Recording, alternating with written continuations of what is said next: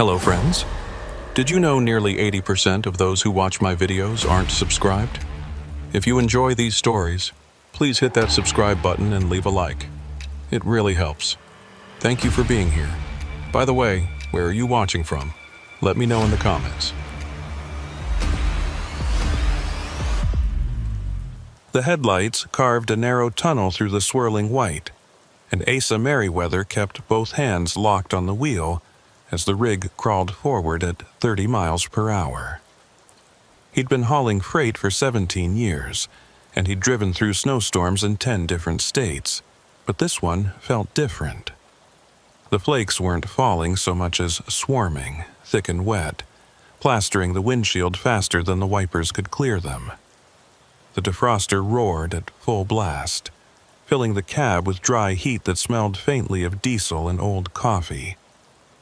Outside, the world had collapsed into a monochrome blur of darkness and motion. The route had seemed straightforward when he'd left the distribution center in Fargo that morning. A 12-hour haul west into Montana, skirting the northern edge of the Rockies, delivering industrial supplies to a mining operation near a town called Ashfall. The dispatcher had mentioned weather moving in, but the forecast hadn't looked serious. Light snow, maybe some wind. Nothing a seasoned driver couldn't handle. But somewhere around the state line, the light snow had thickened into a full squall, and the wind had picked up until it buffeted the trailer hard enough to make the whole rig shudder. Asa had considered pulling over, waiting it out at a truck stop, but the GPS showed nothing for another 40 miles. So he'd kept going, counting on the weight of the load to keep him stable. Now, 2 hours past sunset, he was regretting that decision. The highway had narrowed as it climbed into the foothills, and the guardrails had disappeared entirely in places, replaced by orange reflector posts that flickered past like dying embers. The CB radio crackled with static and the occasional burst of garbled voices, truckers farther east complaining about road conditions and closures. Asa had tried calling in twice, asking if anyone had recent intel on the pass ahead, but no one had answered.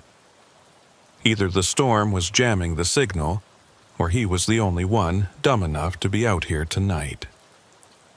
The road curved sharply to the left, and Asa downshifted, feeling the engine grind as the grade steepened. The tires found purchase on what felt like packed snow over asphalt, and the rig inched upward. He glanced at the fuel gauge, 3/4 full. Plenty to get him through as long as the road didn't close entirely. The dashboard clock read 9:47 p.m. If he could make it over the pass and down the other side, he'd hit Ashfall by midnight, maybe a little after. Unload in the morning, grab a hot meal, and get some sleep before heading back. The trees closed in on both sides. Tall pines weighted down with snow, their branches sagging like old shoulders. In the headlights, they looked almost skeletal, and the spaces between them were absolute black.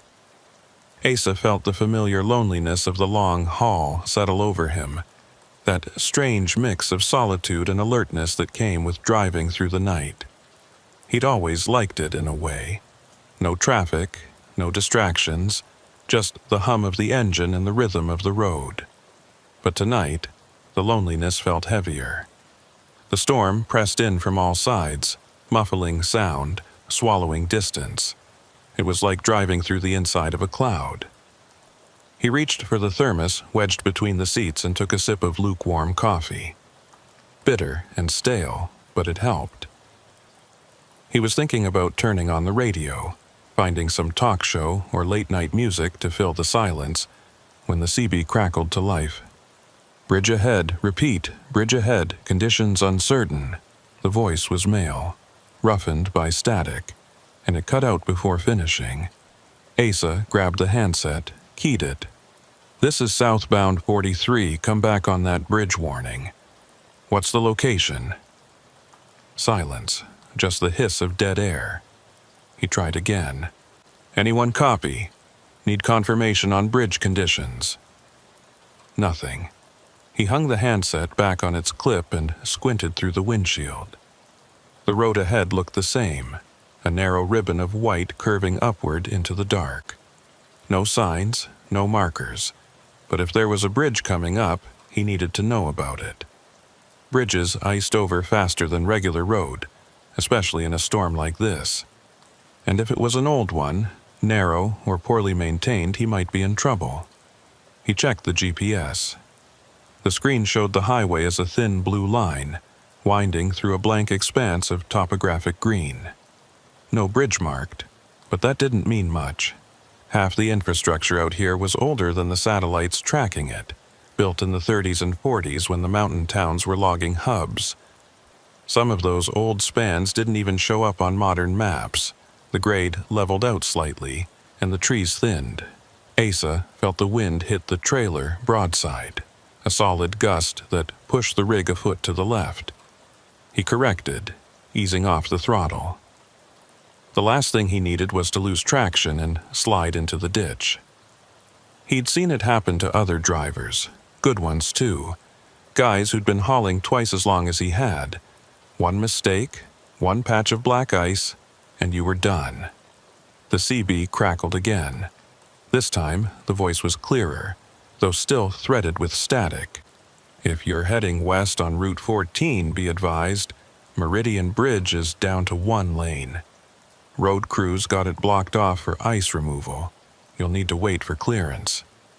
Asa keyed the handset. Copy that. This is southbound 43. How long's the wait?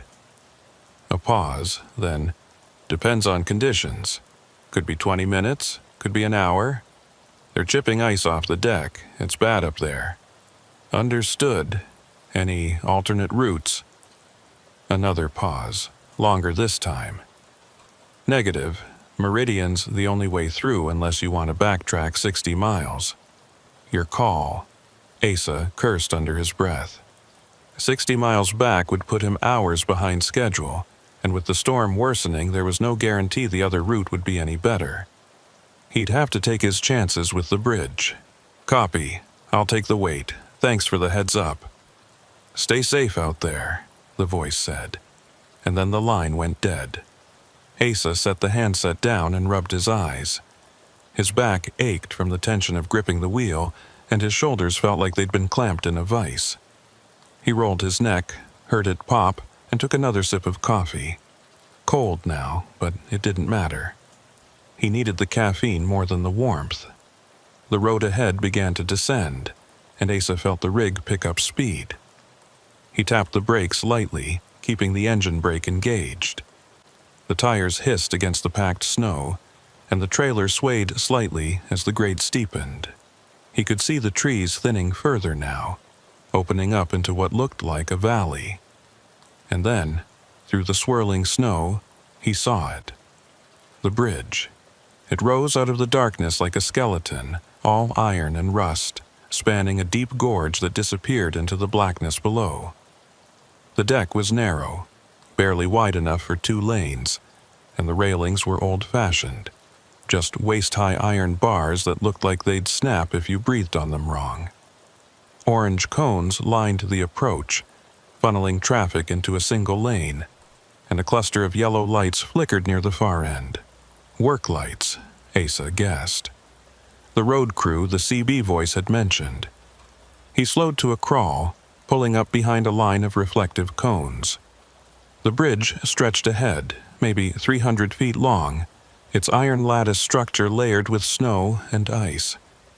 The wind howled through the open framework, and Asa could hear the faint creak of metal, a sound that set his teeth on edge. He'd crossed plenty of old bridges in his career, but this one looked like it had been standing since before the war, maybe even before that. He stopped the rig about 50 feet from the bridge entrance and set the air brakes. The engine idled, a low rumble that vibrated through the cab. Ahead, he could see the work lights more clearly now. They were mounted on tripods, casting harsh yellow pools across the icy deck. But he didn't see any crew. No trucks, no workers in reflective vests, no one chipping ice or waving traffic through. Asa frowned. He grabbed the CB handset. This is southbound 43 at Meridian Bridge. I'm in position, but I don't see any road crew. Anyone got eyes on them? Static. He waited, then tried again. Road crew at Meridian, come in. I'm at the south approach, waiting for clearance. Nothing, just the hiss of dead air and the howl of the wind outside. Asa set the handset down and stared at the bridge. The work lights were definitely on, which meant someone had set them up recently. But where were they? He scanned the deck, the far end, the banks on either side. No movement, no vehicles. Just the lights and the snow and the empty span. He considered his options. He could wait here, hope the crew showed up or radioed back. He could try calling them on his cell, assuming he had service, which he probably didn't. Or he could inch forward, take a closer look, see if maybe they were on the far side, out of view. Before he could decide, something caught his eye. A flicker of movement near the far end of the bridge, just beyond the reach of the work lights. A figure, dark and indistinct, standing near the railing. Asa leaned forward, squinting through the windshield. The snow made it hard to see clearly, but the figure was definitely there. It looked like a person, bundled in a heavy coat, maybe waving. Or was it just standing still? The snow swirled, and the figure seemed to blur, then solidify again. Asa grabbed the handset. "Road crew, is that you at the north end? I see someone near the railing." No response. He tried again. "If you can hear me, I'm coming across. Give me a signal if you need help."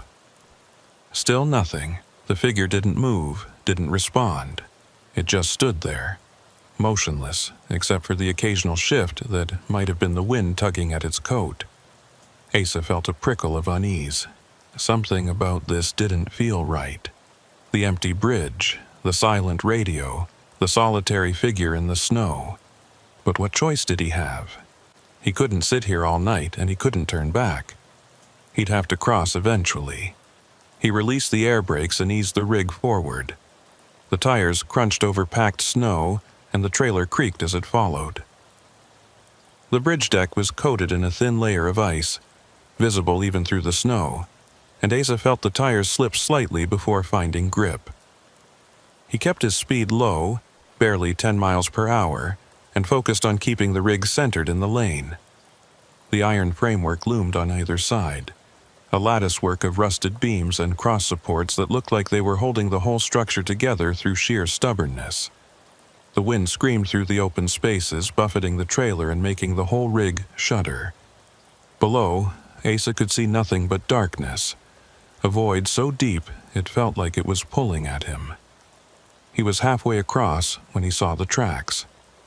They were faint, almost buried under fresh snow, but unmistakable. Tire tracks, wide and deep, like another truck had crossed recently. But they didn't lead all the way to the far end. They stopped about 2/3 of the way across, right in the middle of the lane, and then they just ended.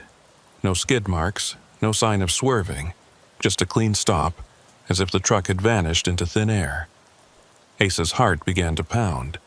He slowed even further, almost to a stop, and stared at the tracks. They were fresh. The snow was still loose around the edges, not packed down by wind, which meant they'd been made within the last hour, maybe less. But where had the truck gone? There was nowhere to turn around, nowhere to pull off, and the tracks didn't continue to the far end. He glanced up at the figure near the railing. It was closer now, or maybe it had moved. Hard to tell. It still wasn't waving, wasn't signaling, just standing there watching. Asa's instincts screamed at him to turn around, to back off the bridge and find another route, schedule be damned. But the rational part of his brain pushed back. There had to be an explanation. Maybe the other truck had turned around somehow, or maybe the tracks were older than they looked, already half buried by the storm. And the figure was probably just a worker, tired and cold, waiting for the shift to end. He eased the rig forward again, inching past the spot where the tracks ended. The bridge creaked beneath him, a long, low groan that seemed to come from deep within the iron framework. Asa gripped the wheel tighter, his knuckles white. The work lights were just ahead now, close enough that he could see the tripods they were mounted on, and beyond them the figure. It was a man, Asa realized, tall and broad-shouldered, wearing a heavy parka with the hood pulled up. He stood with his back to the railing, facing the bridge, and his hands were stuffed in his pockets. He didn't move as Asa approached, didn't wave or step aside. He just stood there, perfectly still, like a statue. Asa rolled down his window a crack. The wind roared in, bringing a blast of icy air and snow. He shouted over the noise, "You the road crew? Is it safe to cross?" The man didn't respond, didn't even turn his head. Asa felt the unease sharpen into something colder, something closer to fear. He was about to shout again when the CB crackled to life. "Turn around." The voice was low, urgent, barely audible over the static. Asa grabbed the handset. "Say again, turn around. Get off the bridge, now." Asa's pulse spiked. He looked at the figure again. It still hadn't moved. And now, as he stared, he realized something else. The man wasn't standing on the deck. He was standing just beyond the railing, on the other side, suspended over the void. Asa's breath caught in his throat. He slammed the rig into reverse, but the tires spun on the ice, finding no purchase. The trailer fishtailed slightly, and the whole rig shuddered. He tried again, easing off the clutch, but the wheels just spun faster, throwing up sprays of snow and slush. The CB crackled again. "You need to move, don't stop." "I'm trying," Asa shouted back. "The ice. Forward. Go forward. Don't look back." Asa's hands shook as he shifted into first gear. The tires caught, and the rig lurched forward. He didn't look at the figure as he passed, didn't let himself think about what he'd seen. He just focused on the road ahead, on the far end of the bridge, on getting off this goddamn span and back onto solid ground. The work lights flickered as he passed beneath them, and for a moment everything went dark. The headlights cut through the blackness, illuminating nothing but snow and iron. And then the lights flared back on, brighter than before, almost blinding. Asa reached the far end of the bridge and felt the tires hit solid asphalt. The rig rolled forward, off the deck and onto the road beyond. He didn't stop. He kept going, pushing the rig up to 40, then 50, until the bridge was a distant glow in his mirrors. It wasn't until he was a mile down the road that he realized the CB had gone silent. No static, no voices, just dead air. He tried keying the handset, but nothing happened. The radio was off. Asa pulled over at the first turnout he found, a wide patch of gravel beside the road. He killed the engine and sat in the cab, shaking. His breath came in short, ragged gasps, and his hands wouldn't stop trembling. He looked in the side mirror, back toward the bridge, but all he could see was darkness and snow. After a long moment, he picked up the handset and tried the radio again. This time, it crackled to life. Static, and then a voice, different from before, younger, calmer. "Bridge is now clear for westbound traffic. Repeat, Meridian Bridge is clear. Road crew has finished ice removal. Proceed with caution." Asa stared at the handset. The voice sounded like it was reading from a script, like an automated message. But he'd heard another voice earlier, someone warning him to turn around, someone who'd known he was on the bridge. He set the handset down and rubbed his face. Maybe he'd imagined it. Maybe the stress and the storm and the lack of sleep had gotten to him. Or maybe there was something else going on, something he didn't want to think about. He started the engine and pulled back onto the road. The storm was easing now, the snow thinning to light flurries. The trees on either side of the road looked normal, no longer skeletal and menacing. just trees. And ahead, the lights of Ashfall glowed faintly on the horizon. Asa drove in silence. The CB turned low, the only sound the hum of the engine and the hiss of tires on wet pavement. He didn't look back. He didn't want to see the bridge again, didn't want to think about the figure standing beyond the railing, or the tire tracks that ended in the middle of the span, or the voice that had told him to run. By the time he reached Ashfall, it was nearly midnight. He unloaded the cargo in the morning as planned, grabbed a hot meal at a diner on Main Street, and tried to sleep in a motel room that smelled of bleach and stale cigarettes. But every time he closed his eyes, he saw the bridge, the iron framework, the work lights, the figure in the snow, and he heard the voice on the CB. Don't stop. Don't look back. He never took that route again. Asa didn't sleep that night in Ashfall. He lay on the motel bed with his boots still on, staring at the water-stained ceiling tiles and listening to the radiator clank and hiss in the corner. Every time he closed his eyes, he saw the bridge. The figure standing beyond the railing. The tire tracks that ended in nothing.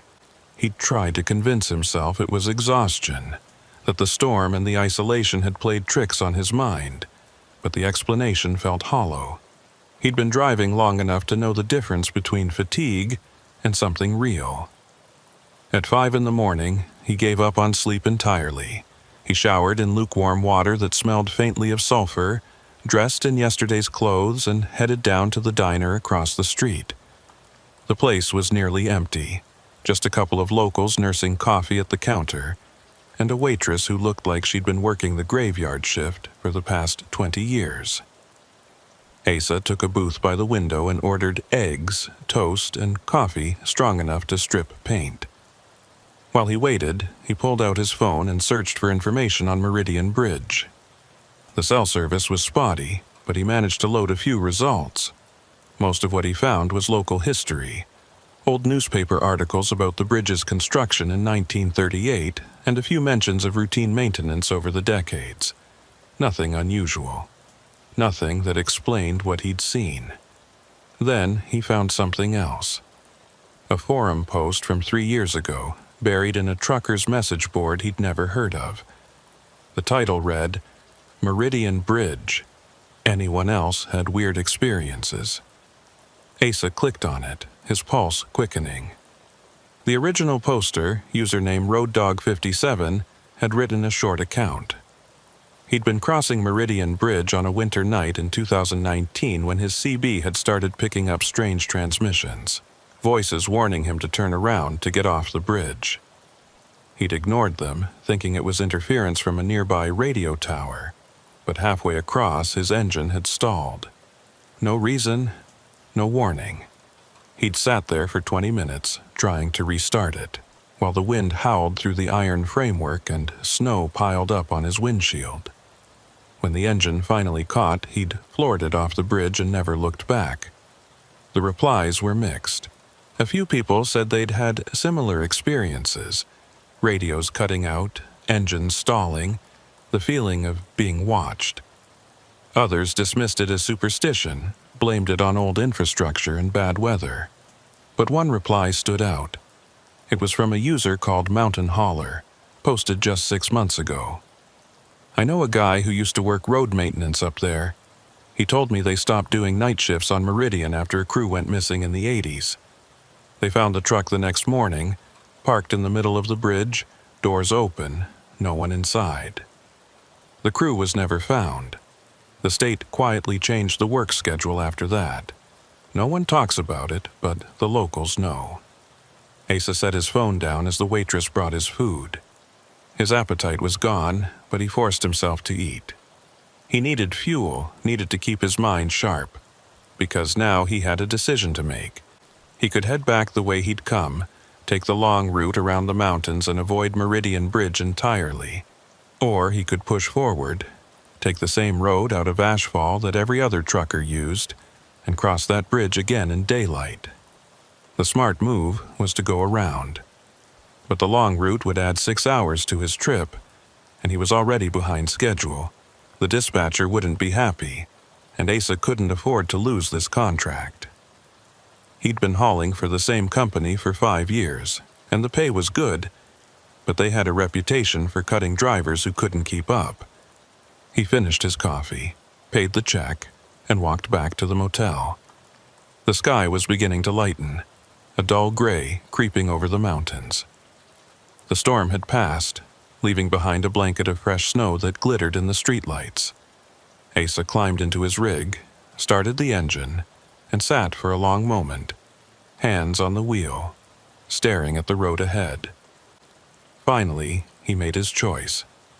He'd cross the bridge again, in daylight. With the storm over and visibility clear, he'd be able to see everything, confirm that what he'd encountered the night before had been nothing more than shadows and exhaustion. He'd prove to himself that there was a rational explanation, and then he'd move on. He pulled out of the motel parking lot and headed east, retracing the route he'd taken the night before. The roads were clearer now, plowed and salted, and the rig moved easily through the mountain passes. The sun was rising behind him, casting long shadows across the snow-covered landscape. Everything looked different in the light. Normal. Safe. It took him an hour to reach the approach to Meridian Bridge. As he crested the final rise and the bridge came into view, Asa felt his chest tighten. The structure looked just as he remembered it. An old iron span rising out of the valley, its lattice framework dark against the white snow. But in daylight it looked smaller somehow. Less menacing. Just an old bridge, one of hundreds he'd crossed over the years. There were no work lights this time, no cones blocking the lane. The road was open, and Asa could see clear across to the far side. No figure standing near the railing, no mysterious tire tracks, just an empty bridge waiting to be crossed. He slowed as he approached, scanning the deck for any sign of what he'd seen the night before.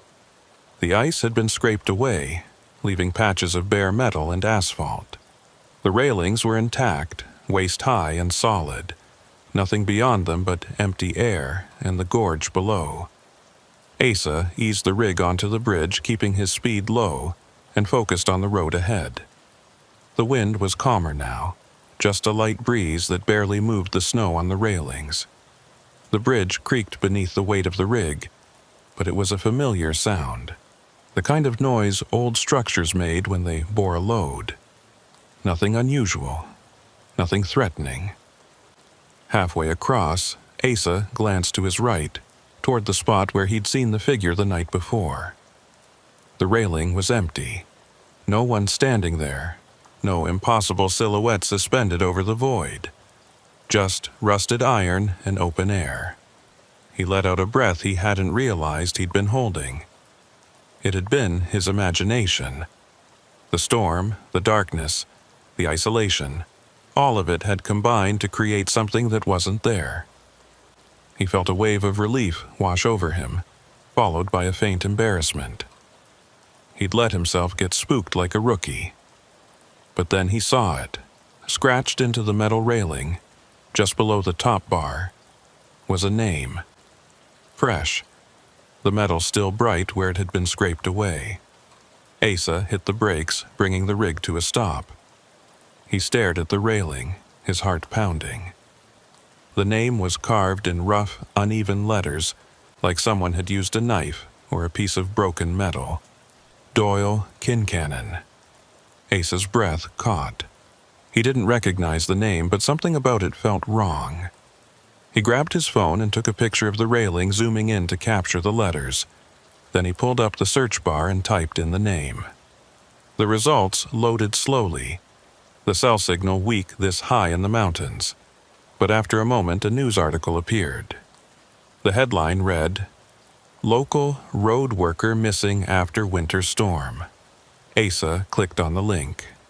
The article was dated February 1987. It described how a road maintenance worker named Doyle Kincannon had disappeared during a night shift on Meridian Bridge.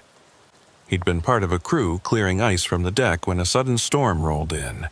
The other workers had taken shelter in their truck. But Kincannon had stayed on the bridge, insisting he needed to finish securing the work lights. When the storm passed and they went to find him, he was gone. No body was ever recovered. Asa stared at the screen, his hands trembling. The name on the railing was the same man who'd disappeared nearly 40 years ago. But the scratches in the metal were fresh. He could see where the rust had been scraped away, exposing bright steel underneath. He set the phone down and looked at the railing again. And that's when he noticed something else. Below the name, almost hidden in the shadow of the lower bar, were more scratches. Not words, but numbers. A date, 02/14/1987. The night Doyle Kincannon disappeared. Asa felt a chill run down his spine. He glanced in the mirror, half expecting to see the figure from the night before standing behind the rig. But the bridge was empty. No one there but him. He was about to release the brakes and keep moving when the CB crackled to life. "You shouldn't have stopped." The voice was the same one he'd heard the night before, low and urgent, roughened by static. Asa grabbed the handset, his pulse spiking. "Who is this? Identify yourself." No response, just the hiss of dead air. Then the voice came again, quieter this time. "Get off the bridge while you still can." Asa's hands moved on instinct. He shifted into gear, released the brakes, and pressed down on the accelerator. The tires spun for a moment on the icy deck, then caught.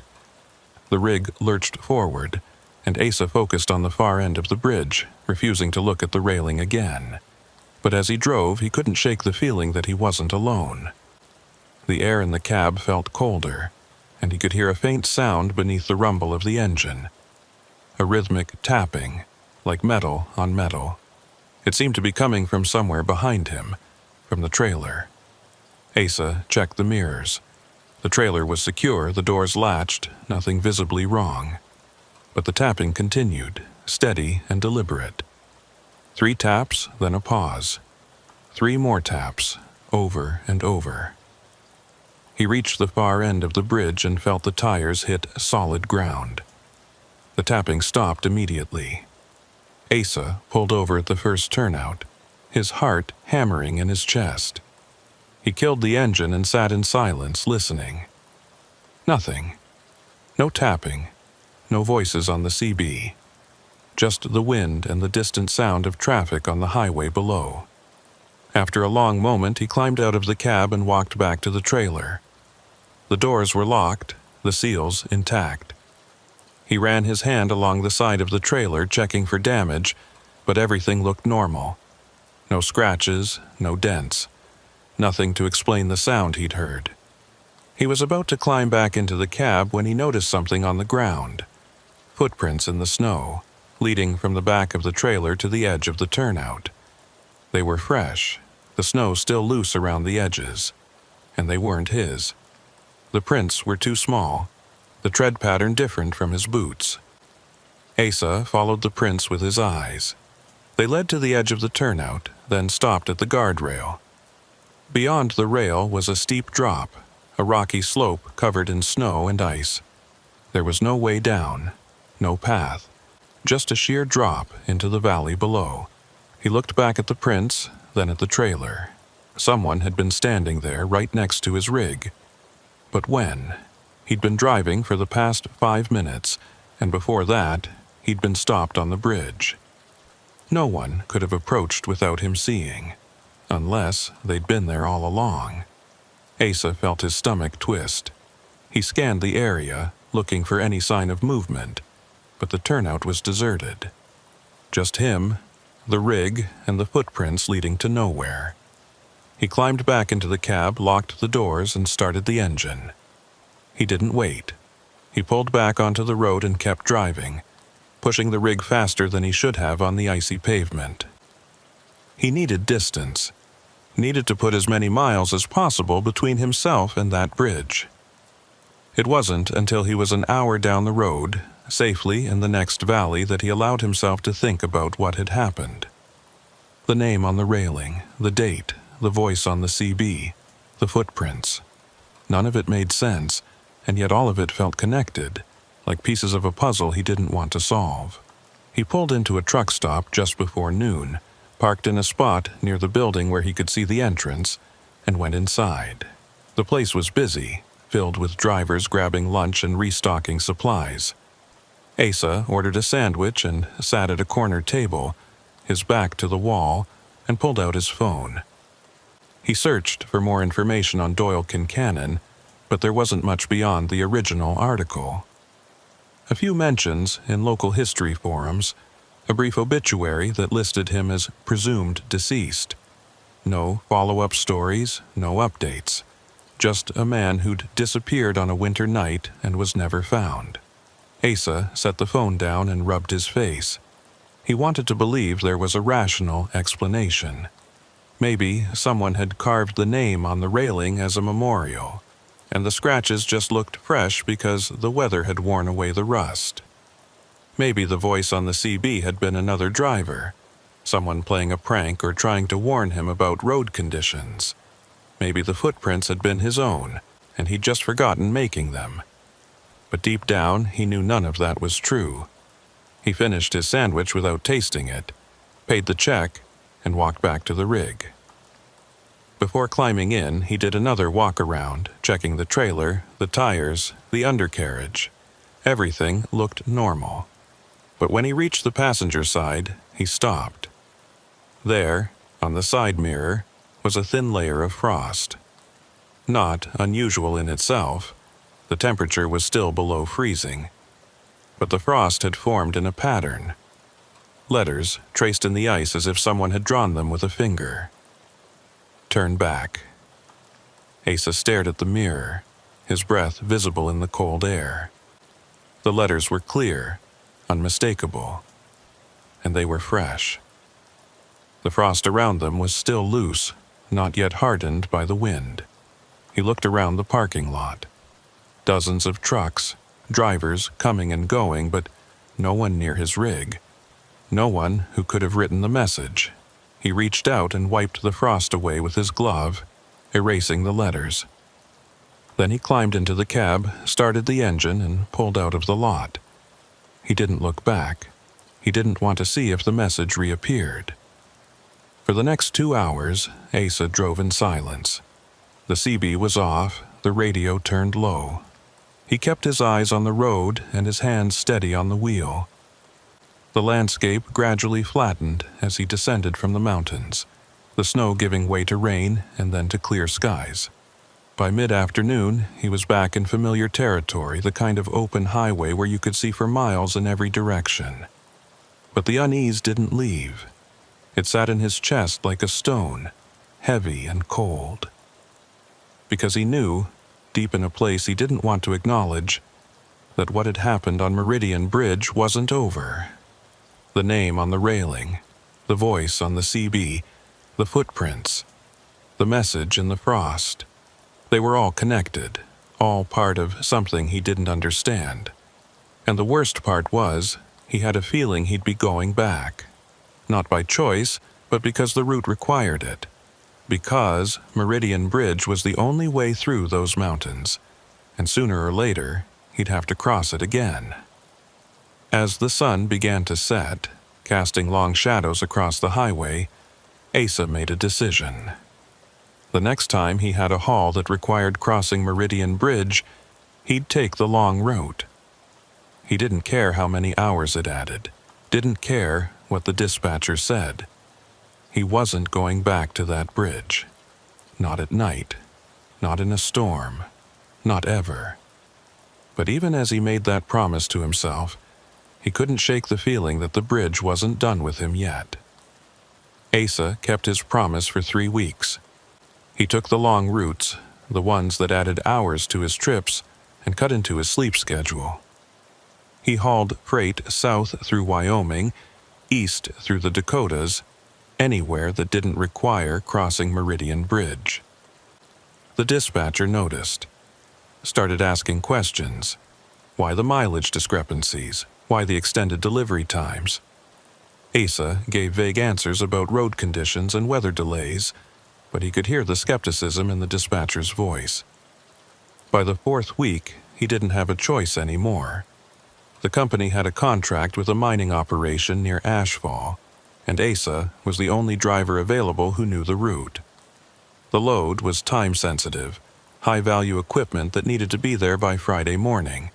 No exceptions, no alternate routes. The dispatcher made it clear: take the direct route through the mountains, or find another job. Asa sat in his apartment that Wednesday night, staring at the assignment sheet. The route was marked in red on the attached map, a straight line from Fargo to Ashfall, right through the mountains, right over Meridian Bridge. He thought about refusing. He had some savings, enough to last a few months while he looked for work with another company. But trucking was all he knew, and jobs were scarce. At 42, starting over wasn't as easy as it had been in his 20s. And there was another part of him, a stubborn part, that refused to let a bridge dictate his life. He'd crossed thousands of bridges over the years. This one shouldn't be any different. So he took the job. He left Fargo at dawn on Thursday, the rig loaded with drilling equipment and spare parts. The weather forecast was clear. No storms predicted for the next 48 hours. That was something, at least. If he had to cross Meridian Bridge again, he wanted daylight and dry roads. The drive was uneventful for the first 6 hours. Asa kept the radio on, listening to talk shows and news broadcasts, anything to fill the silence.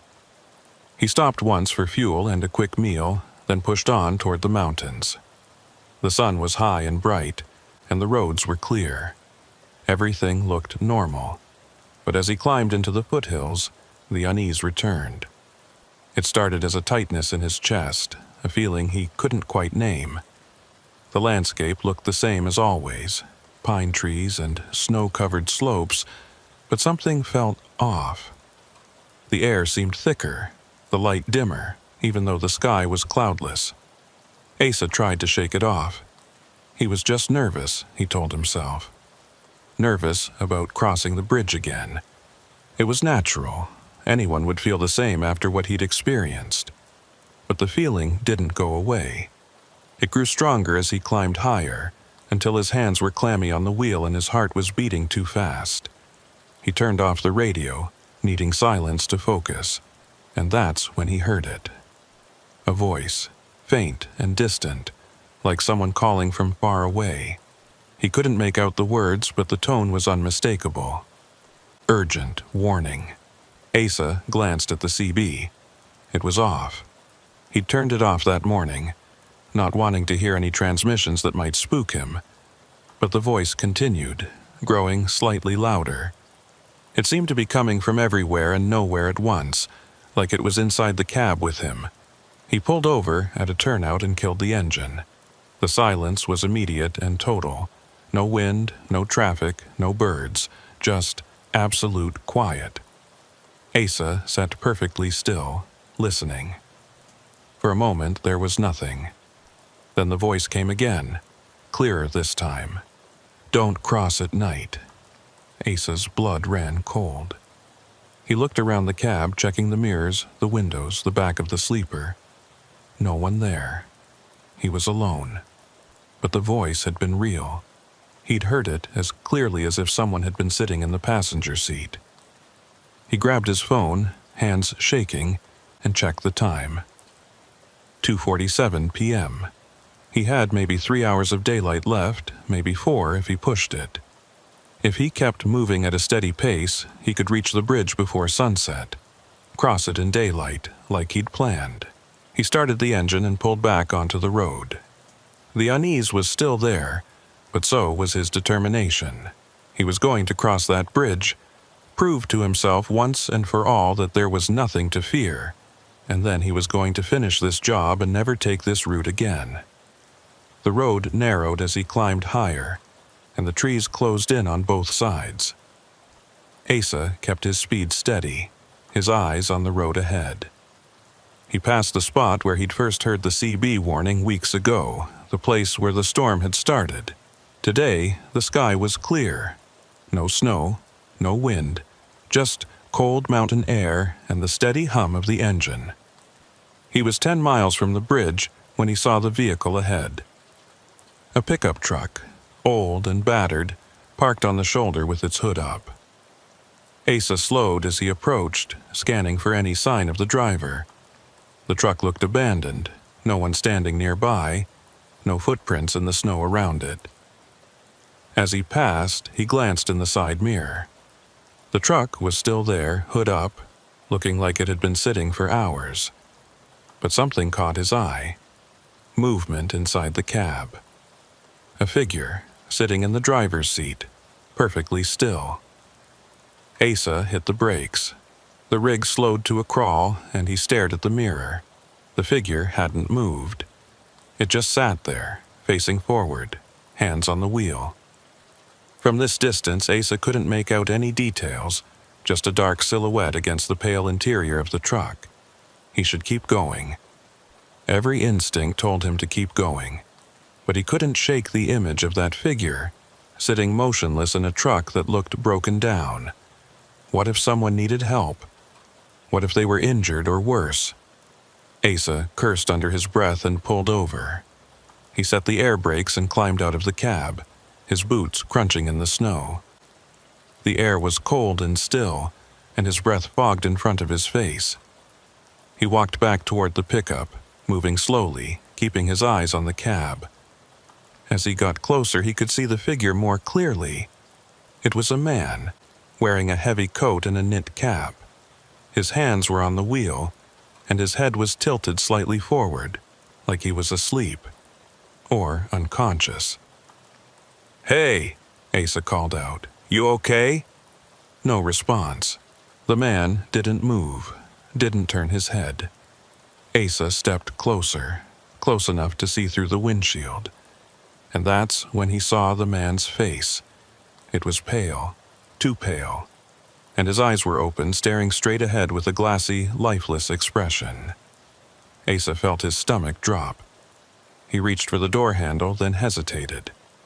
Something about this felt wrong. The truck, the man, the timing. It was too convenient, too perfectly placed. He stepped back and pulled out his phone. No signal, of course not. He was too high in the mountains, too far from any cell tower. He looked back at the pickup. The man still hadn't moved. Asa made a decision. He'd drive to the next town, call the police, and let them handle it. He wasn't equipped to deal with this, and he couldn't afford to get delayed. He turned and started walking back toward his rig. That's when he heard the door. A metallic creak, the sound of hinges that hadn't been oiled in years. Asa spun around. The pickup's driver's side door was open. The man was still sitting in the cab, but his head had turned. He was looking directly at Asa. "You shouldn't be here," the man said. His voice was flat, emotionless. Asa took a step back. "I was just trying to help. Are you okay? Do you need—" "Turn around," the man interrupted. "Go back the way you came." Asa's heart was pounding now. "What are you talking about? I'm heading to Ashfall. I've got a delivery." The man climbed out of the truck. He moved slowly, stiffly, like his joints weren't working properly. He stood there, one hand on the doorframe, and stared at Asa with those glassy eyes. "The bridge," the man said. "You can't cross it. Not today." Asa felt a chill run down his spine. "How do you know where I'm going?" The man didn't answer. He just stood there, swaying slightly in the cold wind. And then Asa noticed something that made his blood freeze. The man's coat. It was a road crew jacket, the kind with reflective stripes and a company logo on the chest. And on the left breast, stitched in faded letters, was a name. D. Kincannon. Asa took another step back, his mind racing. It wasn't possible. Doyle Kincannon had disappeared in 1987, nearly 40 years ago. This couldn't be him. It had to be someone else, a relative, maybe. wearing an old jacket. But the man's face. Asa had seen the picture in the news article. The grainy photo of Doyle Kincannon from the 80s. And this man looked the same. Not older. Not aged by 4 decades. The same. "You need to leave," the man said again. "Before it's too late." Asa didn't wait to hear more. He turned and ran back to his rig, his boots slipping on the icy pavement. He yanked open the door, climbed into the cab and slammed it shut behind him. His hands fumbled with the ignition, and the engine roared to life. He didn't look back. He just shifted into gear and pulled onto the road, the tires spinning for a moment before catching. In the mirror, he could see the pickup. The man was still standing there, watching. And as Asa accelerated away, the man raised one hand, not waving, just pointing. Pointing toward the road ahead, toward the bridge.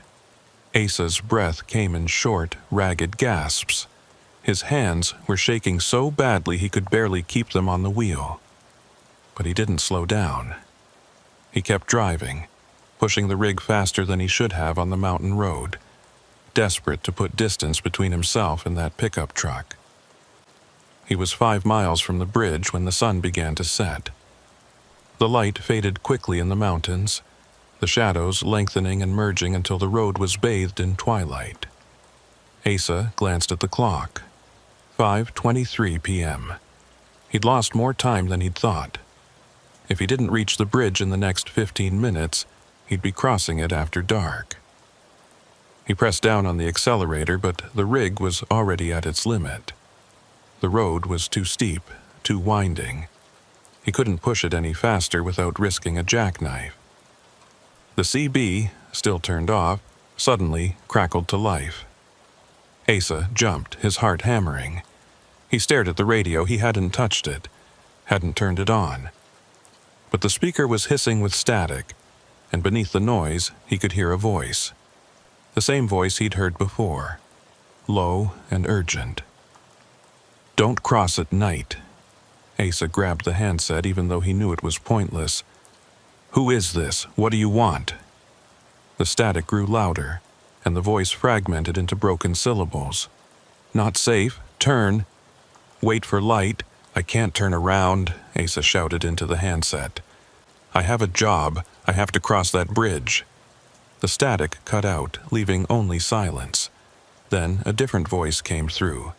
Clearer this time. Familiar. "Asa." He froze. No one on the CB should know his name. He hadn't identified himself, hadn't given his call sign. But the voice had said his name as clearly as if someone were sitting next to him. "Asa, listen to me. You need to stop. You need to wait." "Who is this?" Asa demanded, his voice shaking. "Someone who tried to cross at night, someone who didn't make it." Asa felt the cab grow colder. His breath fogged in the air, even though the heater was running full blast. He looked at the temperature gauge. Normal. But the cold was seeping in, creeping through the vents and the seams in the doors. "What happened to you?" Asa asked, his voice barely above a whisper. The voice on the CB was quiet for a long moment. Then, "I stayed too long. I thought I could finish the job, but the bridge, it doesn't let you leave. Not once the sun goes down." Asa's eyes darted to the road ahead. He could see the bridge now, a dark outline against the fading light. The iron framework looked skeletal in the twilight, and the gorge below was already lost in shadow. "What do I do?" Asa asked. "Stop. Wait until morning. Don't cross at night." Asa's foot hovered over the brake. Every rational part of his mind told him to stop, to pull over and wait. But the stubborn part, the part that had kept him driving for 17 years, pushed back. He was so close. The bridge was right there. If he just kept going, he could cross it in 5 minutes and be done with this. "I can make it," Asa said, more to himself than to the voice on the CB. "I'll be fine." "No." the voice said, sharp and commanding. "You won't." I thought the same thing. I was wrong. Asa's foot moved to the brake. The rig began to slow. He was a quarter-mile from the bridge now, close enough to see the approach, the cones that marked the entrance. Close enough to see something else, too. Lights. Work lights. Just like the ones he'd seen weeks ago. They were set up on the bridge deck, casting harsh yellow pools across the iron framework. And standing near them, barely visible in the fading light, were figures. 3 of them wearing road crew jackets moving slowly across the deck. Asa's breath caught in his throat. The road crew. They were here, working on the bridge. That meant it was safe. That meant he could cross. But something about the scene felt wrong. The figures moved too slowly, too mechanically, and their shadows, cast by the work lights, didn't quite match their movements. They stretched too long, reaching across the deck like grasping hands. "Do you see them?" the voice on the CB asked. Asa nodded, even though no one could see him. "The road crew. They're on the bridge." "No," the voice said. "They're not." "What do you mean?" "I can see them right there." "Look closer." Asa squinted through the windshield. The figures were still moving, but now that he was paying attention, he realized they weren't doing anything. They weren't carrying tools, weren't working on the deck. They were just walking, back and forth, over and over, like they were pacing or waiting. "They're not real," the voice said. "They're what's left, the ones who didn't leave." Asa slammed on the brakes. The rig shuddered to a stop, the trailer swaying slightly behind him. He was 50 feet from the bridge now, close enough to see the details. The rusted iron, the icy deck, the figures moving in the work lights, and then one of them stopped.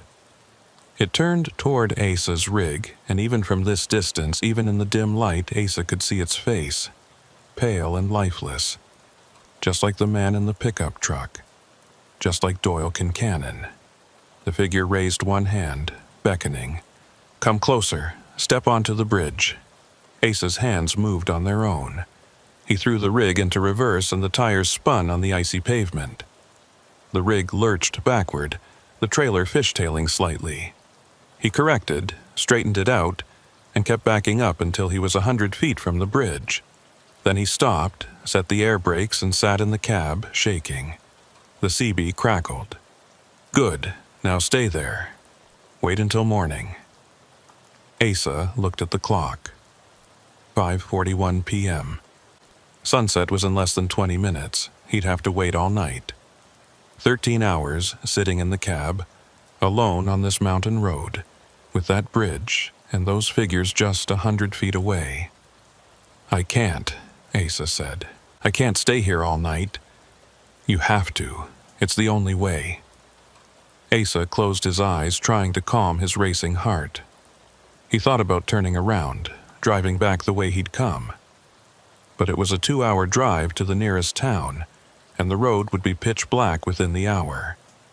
He'd be driving blind on icy mountain roads, with no guarantee he wouldn't end up in a ditch. He opened his eyes and looked at the bridge again. The figures were still there, still pacing, still waiting. "Okay," Asa said quietly. "I'll wait."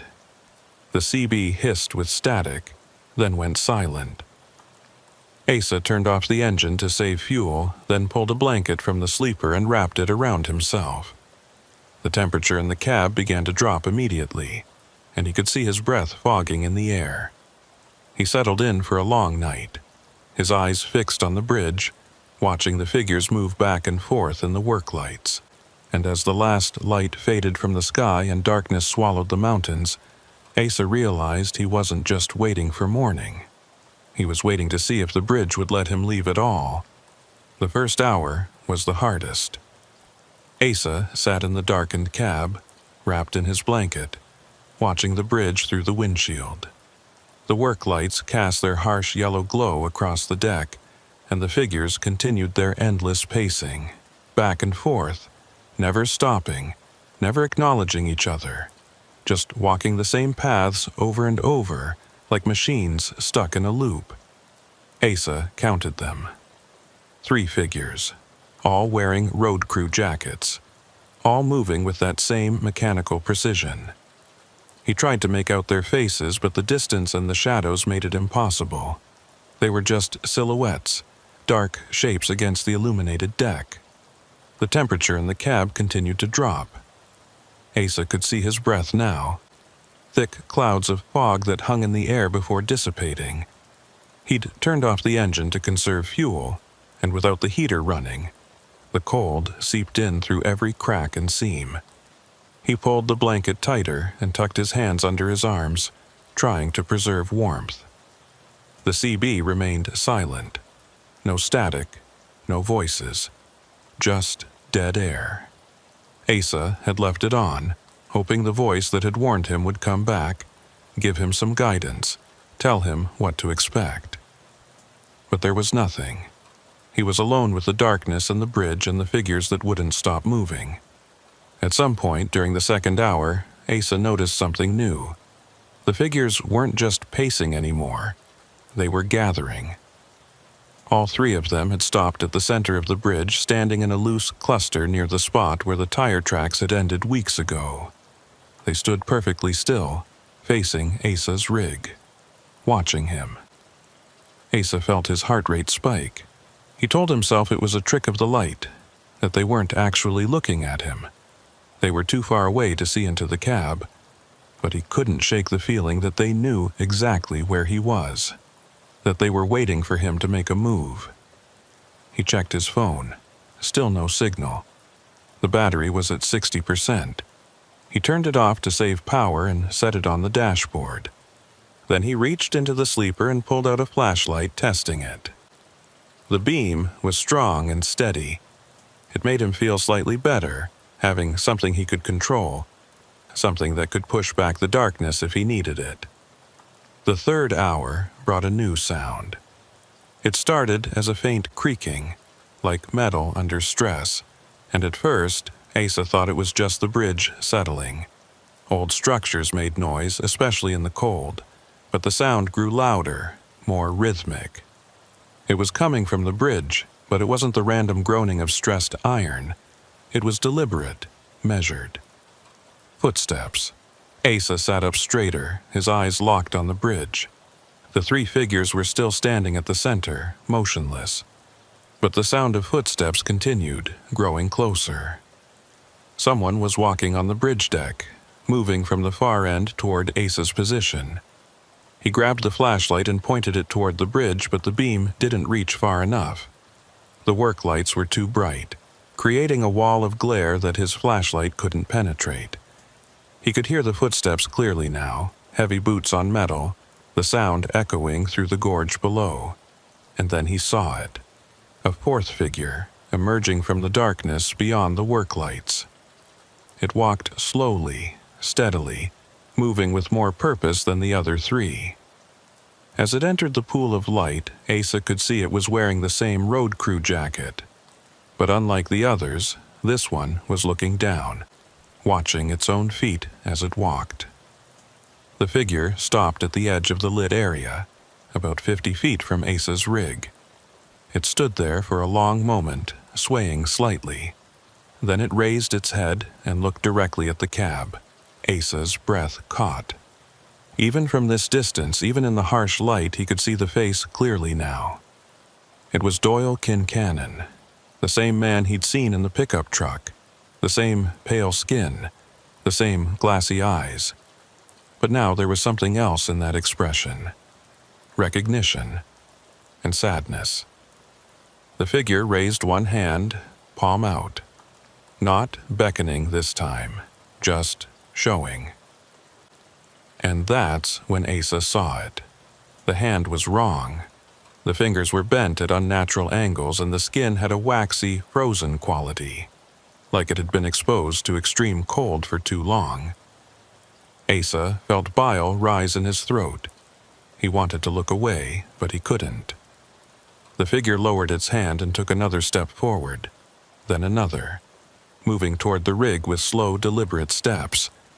Asa's hand shot out to the ignition. He had to leave. Had to start the engine and get out of here. Warnings be damned. But as his fingers touched the key, the CB crackled to life. "Don't run." It was the same voice from before, calm but urgent. "If you run, you won't make it. The road behind you, it's not there anymore." Asa spun around, looking through the rear window of the sleeper. The road behind the rig was dark, swallowed by the night. He grabbed the flashlight and pointed it backward, and his blood ran cold. The road was gone. Where asphalt should have been, there was nothing but darkness. Not shadow, not night. Just void. Like someone had erased everything beyond a certain point, leaving only the small circle of ground where his rig sat. "What the hell is this?" Asa whispered. "The bridge," the CB voice said. "It changes things, warps them. Once the sun goes down, the rules are different." Asa turned back to the windshield. The figure was closer now, maybe 30 feet away. It had stopped walking and was just standing there, watching. The other 3 figures at the center of the bridge hadn't moved. "What do they want?" Asa asked. "To warn you. To show you what happens if you cross." "But I didn't cross. I stopped. I'm waiting, just like you said. And that's why you still have a chance. But you need to understand something, Asa. This bridge, it's hungry. It's been hungry since it was built. They used prison labor to construct it in the 30s. 3 men died during construction, fell into the gorge, and their bodies were never recovered. The bridge was finished on schedule, dedicated on time, and everyone forgot about them." Asa stared at the figure in the road crew jacket. Doyle Kincannon fell too, in 1987. He didn't fall. He stayed too long. Tried to finish his shift after dark. The bridge took him, same as it took the others. And now they're all part of it. Trapped in that night, walking the same paths, trying to warn people like you. "How do you know all this?" Asa asked, his voice shaking. The CB was silent for a moment, then, "Because I'm one of them." Asa felt the temperature drop even further. Frost was forming on the inside of the windshield now, creeping across the glass in delicate patterns. He wiped it away with his sleeve, but it came back immediately. "My name was Ren Dalrymple," the voice continued. "I was a truck driver, just like you. Came through here on a February night in 2003. I thought I could make it across before the storm hit. I was wrong." Asa's throat tightened. "What happened?" "I made it halfway across. Then the engine stalled. I couldn't restart it. I sat there for 3 hours, waiting for help. But no help came. The cold got worse. I tried to climb out, tried to walk, but my legs wouldn't work. By the time the sun came up, I was gone." "But your voice," Asa said. "You're talking to me now. This is what's left. A warning, a loop. I've been trying to help people for 20 years. Some listen. Most don't." Asa looked at the figure in the road. Doyle Kincannon was still standing there, motionless. Is he trying to help too? In his own way, they all are. But they can't speak, can't use the radio. All they can do is show you what happened to them. Hope you're smart enough to understand. The figure in the road took another step forward. It was close enough now that Asa could see the details of the jacket. The name stitched on the chest. The ice crystals forming on the fabric. And he could see something else. The figure's eyes weren't glassy because of death. They were frozen. Literally frozen, ice coating the surface like a thin film. "What do I do?" Asa asked quietly. "Wait. When the sun rises, the bridge will release its hold. The road behind you will come back. The figures will fade. You'll be able to cross safely, but you can't leave the rig, you can't step onto the ground, and you absolutely cannot step onto the bridge." "Why?" Because the moment your feet touch that deck, you become part of it. The bridge will claim you, same as it claimed us, and you'll spend eternity trying to warn the next person. Asa felt tears sting his eyes. He wiped them away angrily. How long until sunrise? 7 hours, maybe 8. 7 hours. Asa looked at the fuel gauge. He'd burned through a quarter tank just getting here. He had enough to idle the engine for maybe 2 hours, keep the heater running, keep the cold at bay. After that, he'd be running on empty. He'd have to sit in the freezing cab with no heat, no light, just the blanket and his own body heat. I don't know if I can make it that long, Asa said. You can. You're stronger than you think. And you have something we didn't have. What's that? A warning. You know what's waiting for you. You can prepare. We went in blind. Asa took a shaky breath and nodded, even though no one could see him. He reached for the ignition and started the engine. The heater roared to life, blowing warm air into the cab. He'd run it for an hour, get the temperature up, then shut it down to conserve fuel. Repeat as needed. He could do this. The figure in the road took one more step forward, then stopped. It was close enough now that Asa could have opened the door and touched it. But he didn't. He just sat there, watching, as the figure slowly raised its hand again. This time, it wasn't showing Asa its frozen fingers. It was pointing, not at the bridge, not at the rig, but at Asa himself. The meaning was clear. This could be you. This will be you, if you're not careful. Asa nodded slowly, acknowledging the warning. The figure lowered its hand and began to walk backward, retracing its steps toward the bridge. It moved slowly, never turning around, just backing away until it merged with the shadows at the edge of the work lights. The CB crackled. Good. Now settle in. It's going to be a long night. Wren Dalrymple's voice faded, replaced by static. Asa turned the volume down and leaned back in his seat, the blanket wrapped around him. The heater was working, pushing back the cold, but he could still see his breath. The frost on the windshield had stopped spreading, but it hadn't receded. He spent the next hour trying to stay warm and awake. He did exercises in the cab, flexing his muscles, moving his arms and legs to keep the blood flowing. He ate a granola bar from his stash in the sleeper, washing it down with cold water. He checked his phone every 15 minutes hoping for a signal, but there was nothing. At the end of the hour, he shut down the engine. The silence was immediate and oppressive. The heater fan wound down, and the warmth began to dissipate. Asa pulled the blanket tighter and tucked his chin into his chest, trying to preserve heat. The cold came back fast. Within 30 minutes, the cab felt like a freezer. Asa's fingers and toes were numb, and his face ached from the frigid air. He knew he couldn't last 7 more hours like this. He'd have to start the engine again soon. But before he could reach for the ignition, he heard something new. A tapping sound. Soft and rhythmic. 3 taps, pause, 3 taps. The same pattern he'd heard weeks ago, coming from the trailer. Asa froze. The tapping was coming from outside the cab, from the passenger door. He turned his head slowly, afraid of what he might see. There was a face pressed against the window. Pale and frozen, eyes glassy, mouth open in a silent scream. It was one of the figures from the bridge. It had left the deck and crossed the distance to the rig without making a sound. Asa's heart hammered in his chest. He wanted to scream, wanted to start the engine and drive, but Wren's words echoed in his mind. Don't run. If you run, you won't make it.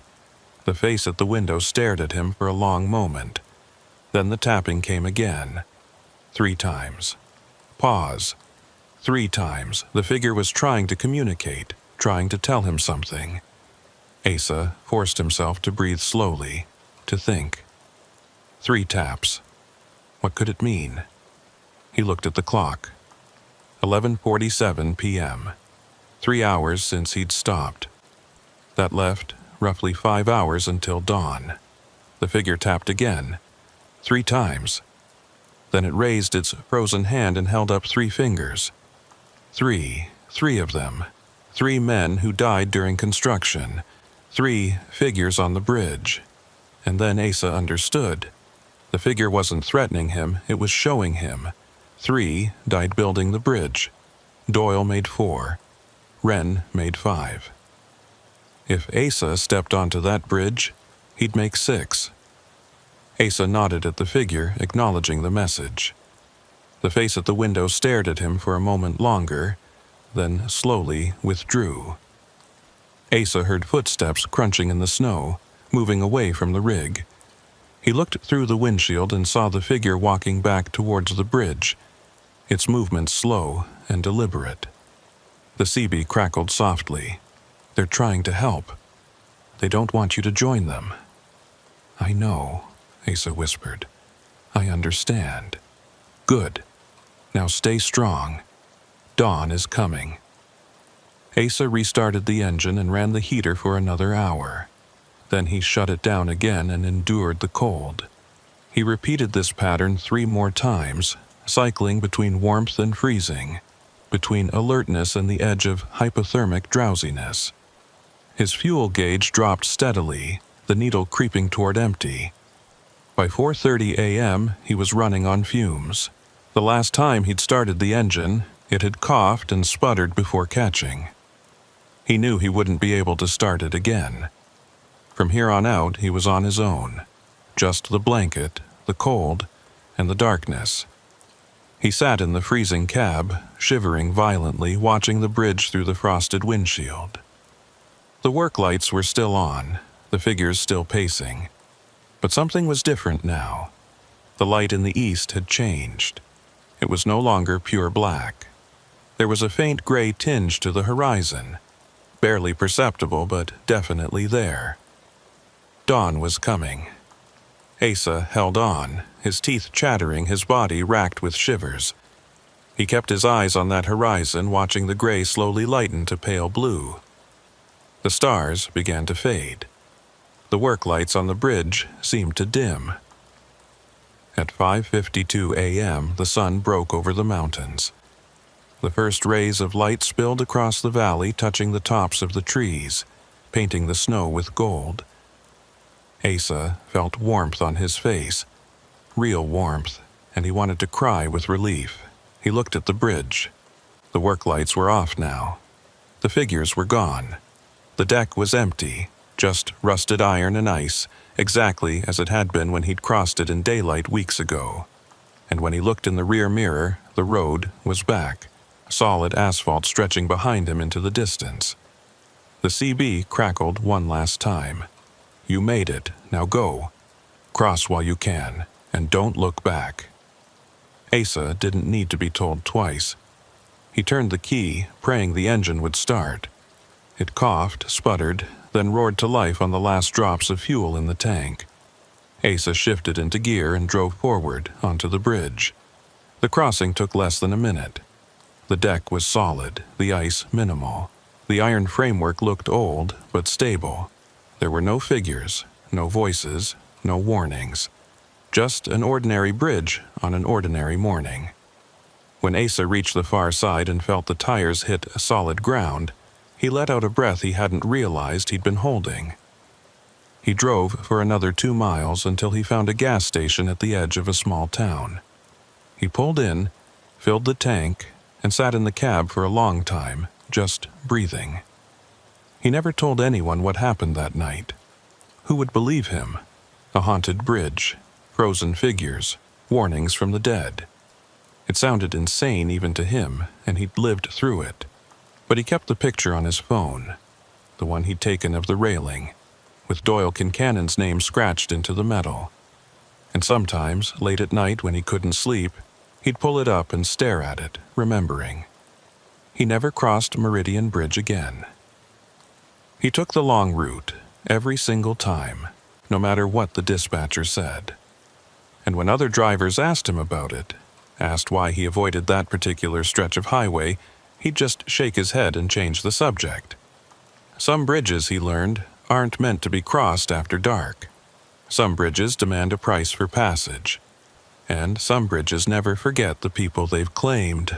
Asa Merriweather was lucky. He'd been warned. He'd listened, and he'd survived. But every time he drove past that exit, the one that led up into the mountains toward Meridian Bridge, he'd slow down and look. And sometimes, just sometimes, he thought he could see lights in the distance. Yellow work lights, flickering through the trees. And he'd press down on the accelerator and keep driving, leaving the bridge and its frozen guardians behind in the darkness where they belonged. The weather report had called for light flurries, maybe an inch of accumulation by morning. Nothing Orrin Kepler hadn't driven through 100 times before.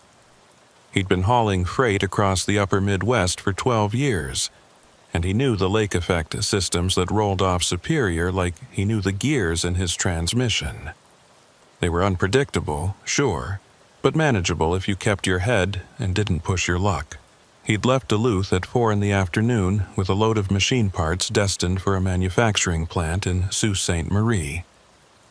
The route took him along the south shore of Lake Superior, a stretch of highway that hugged the coastline and offered spectacular views when the weather was clear. Today, the lake was invisible, hidden behind a wall of gray clouds that pressed down from the north. The air had that heavy, wet quality that promised snow, and Orrin could smell it through the cab's ventilation system, cold and metallic. By 6 o'clock, the flurries had started. Thin and sparse at first, just enough to dust the windshield between wiper passes. Orrin kept his speed steady at 55, the rig moving smoothly along the 2-lane highway. Traffic was light, just a few cars heading in the opposite direction, their headlights cutting brief holes in the gathering dusk. The radio played classic rock at low volume, and Orrin hummed along absently, his mind already planning the route for tomorrow's return trip. The snow began to thicken around 7. The flurries turned to steady fall, and visibility dropped from a quarter mile to maybe 500 feet. Orrin slowed to 45, then 40, his eyes scanning the road ahead for brake lights or reflectors. The highway had narrowed, the shoulders disappearing under accumulating snow, and the center line was already buried. He was navigating by feel now, by the slight rise of the road surface and the dark shapes of trees on either side.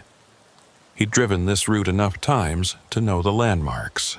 The gas station at mile marker 47, the scenic overlook at 62, and at mile 79, the Portage Bridge, a massive lift span that crossed the mouth of a narrow bay connecting two sections of the lake.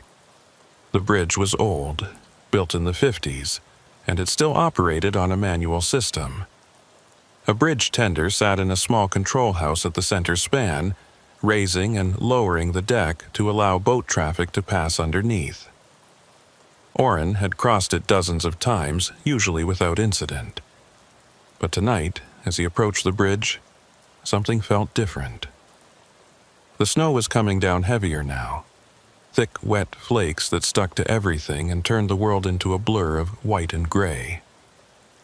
The wind had picked up too, gusting hard enough to rock the trailer and send snow swirling across the road in ghostly spirals. He slowed to 30 as he crested the hill that led down to the bridge approach. Through the snow, he could make out the dark shape of the span, a long, flat structure rising slightly as it crossed the water. The control house sat at the midpoint, a small square building with yellow windows that glowed faintly in the storm. Red signal lights marked the corners of the bridge, but they looked dim, almost obscured by the falling snow. As Orrin descended toward the approach, he noticed something odd. The barrier gates were down. The red and white striped arms stretched across both lanes, blocking access to the bridge. Warning lights flashed in sequence, the same pattern used when the bridge was raised for boat traffic. Orrin frowned. It was late November, well past the shipping season. The lake should be empty, no boats moving, no reason to raise the bridge. He slowed to a crawl and pulled up to the barrier, setting his air brakes. Through the windshield, he could see the bridge deck beyond the gates. It looked normal, level, and solid, not raised. So why were the barriers down? He grabbed the CB handset and keyed it. "This is eastbound commercial at Portage Bridge. Anyone know why the barriers are activated? Bridge looks closed, but the deck is down." Static hissed through the speaker. He tried again. "Portage Bridge Control. This is eastbound commercial requesting status. Do you copy?" More static. Then a voice, faint and crackling, barely audible over the interference. "Wait for clearance. Deck needs." The transmission cut out. Oren adjusted the squelch, trying to clean up the signal, but the voice didn't return. He set the handset down and stared at the barrier. He could see the control house clearly now, maybe 200 feet away. The windows were lit, and he thought he could see movement inside, a shadow passing across the glass. He considered his options. He could wait here, hope the bridge tender came out to explain the situation. Or he could try calling on his cell phone, see if he could get through to someone. He pulled out his phone and checked the screen. 1 bar of signal, flickering between 1 and 0. He dialed the number for the State Highway Department's road condition hotline, but the call dropped before it connected. Oren cursed under his breath and set the phone aside. He was about to try the CB again when he saw headlights in his mirror. A vehicle was approaching from behind, moving slowly through the snow. As it got closer, Oren could see it was a county sheriff's cruiser, its light bar dark, but its headlights cutting through the storm. The cruiser pulled up alongside Oren's cab and stopped. The driver's window rolled down, and Oren rolled down his own window, letting in a blast of cold air and snow. The deputy was young, maybe late 20s, with a serious face and sharp eyes. He leaned toward his window and raised his voice over the wind. "You been here long?" "Just pulled up," Oren shouted back. "Barriers are down, but the deck looks level. Can't raise anyone on the radio."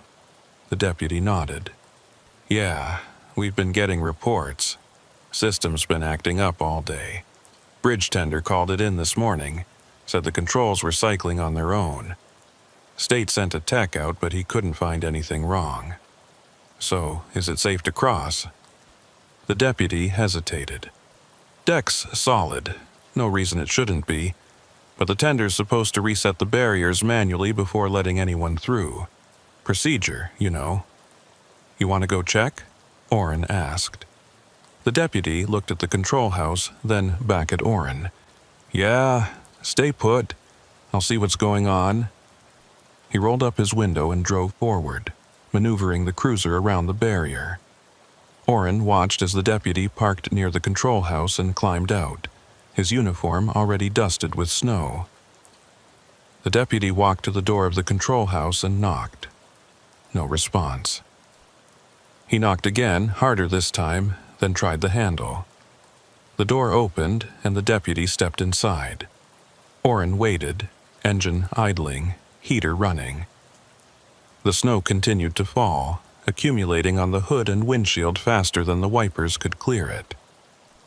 He checked the dashboard clock. 7:34 p.m.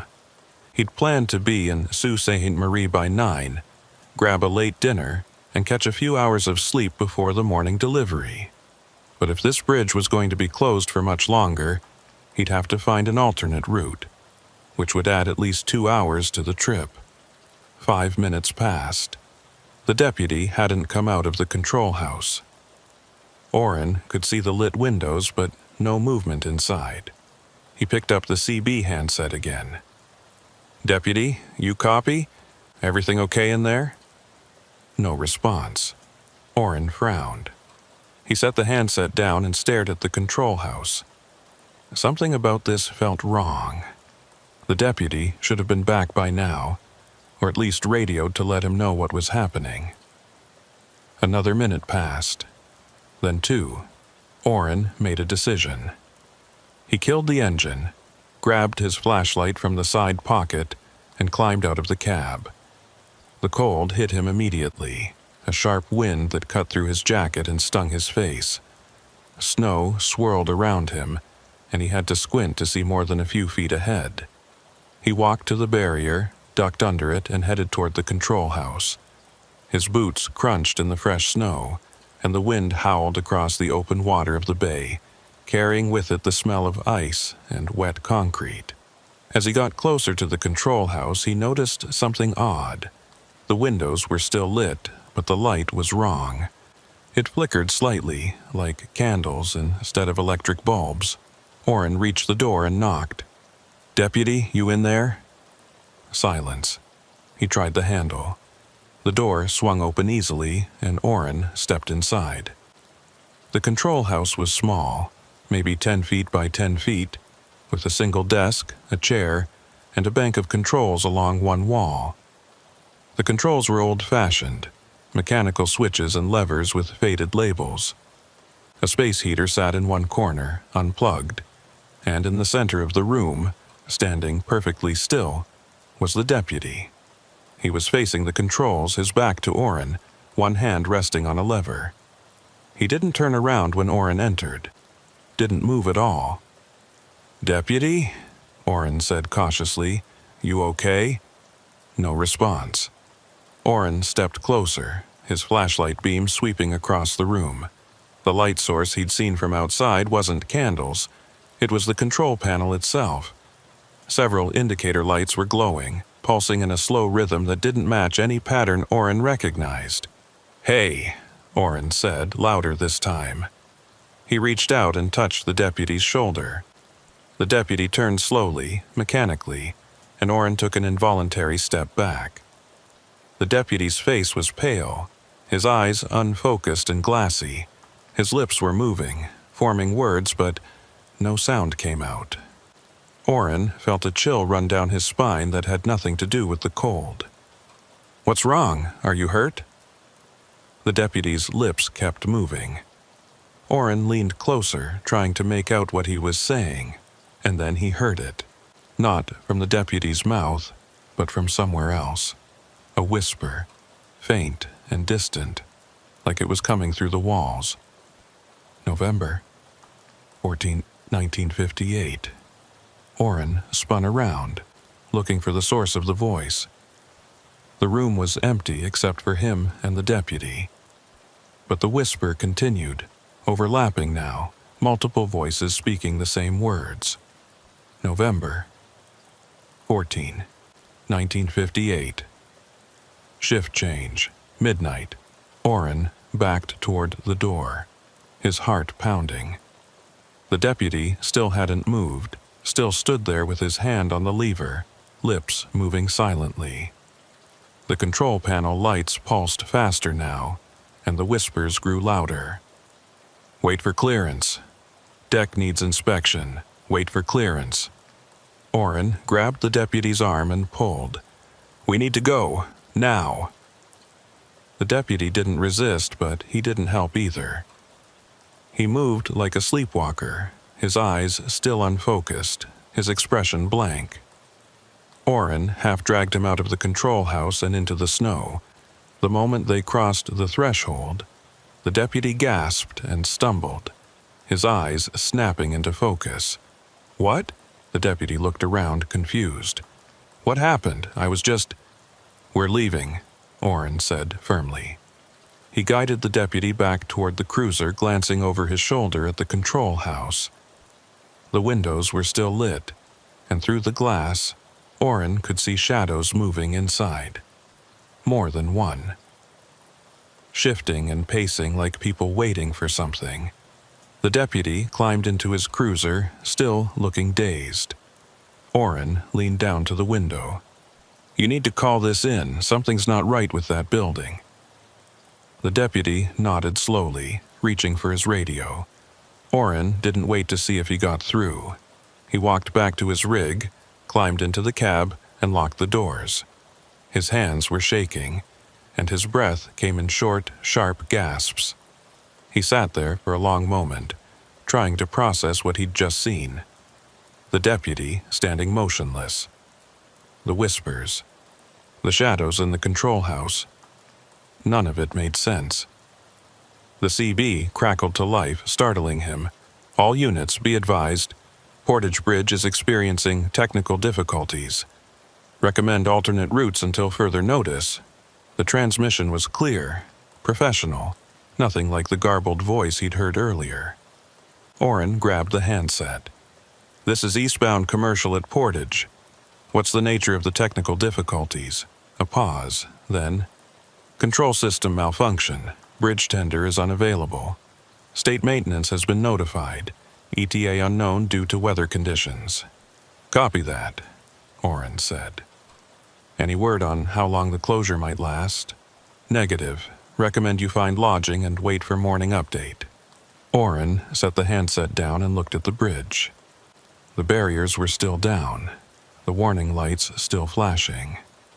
The deputy's cruiser was still parked near the control house, but the deputy himself was nowhere to be seen. Orrin checked his mirrors, looking for any sign of movement, but the storm had thickened, reducing visibility to almost nothing. He made a decision. He'd back up, turn around, and find a hotel in the nearest town. Come back in the morning when the weather cleared and the bridge was operational. This whole situation felt wrong, and Orrin had learned over the years to trust his instincts. He started the engine and was about to release the air brakes when he saw something that made him freeze. Standing at the edge of the bridge, just beyond the barrier, was a figure. It was tall and broad-shouldered, wearing what looked like an old-fashioned work coat and cap. The figure stood perfectly still, facing Orrin's rig, and even through the snow, Orrin could see it was watching him. Orrin's hand moved to the CB, but before he could key it, the figure raised one arm. Not waving, just pointing at the control house. Orrin stared at the figure, his pulse racing. He wanted to look away, wanted to shift into reverse and get out of here, but he couldn't move. The figure lowered its arm and took a step forward, then another, moving toward the rig with slow, deliberate steps. Orrin's paralysis broke. He slammed the rig into reverse and hit the accelerator. The tires spun on the snow-covered pavement, then caught. The rig lurched backward, and Orrin corrected the wheel, straightening it out. He kept reversing until he was 100 feet from the barrier, then shifted into first and turned the rig around. In the mirror, he could see the figure. It had stopped at the barrier and was standing there, still as a statue, watching him leave. Orrin didn't slow down. He drove back the way he'd come, pushing the rig faster than he should have on the icy road, desperate to put distance between himself and that bridge. He didn't stop until he reached a truck stop 20 miles west, a brightly lit oasis in the storm. He pulled into a parking spot near the building and killed the engine. His hands were still shaking. He sat in the cab for a long time, staring at nothing, trying to make sense of what had happened. November 14, 1958. The whispers had been specific.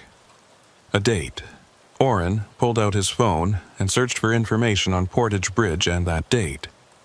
The signal was weak, but after a few minutes, a result loaded. It was a newspaper article from November 1958. The headline read, "Bridge Tender Missing After Midnight Shift." Orrin read the article with growing unease. A woman named Mavis O'Rourke had been working the midnight shift at Portage Bridge on November 14th when she disappeared. Her coat and thermos were found in the control house, but she was never seen again.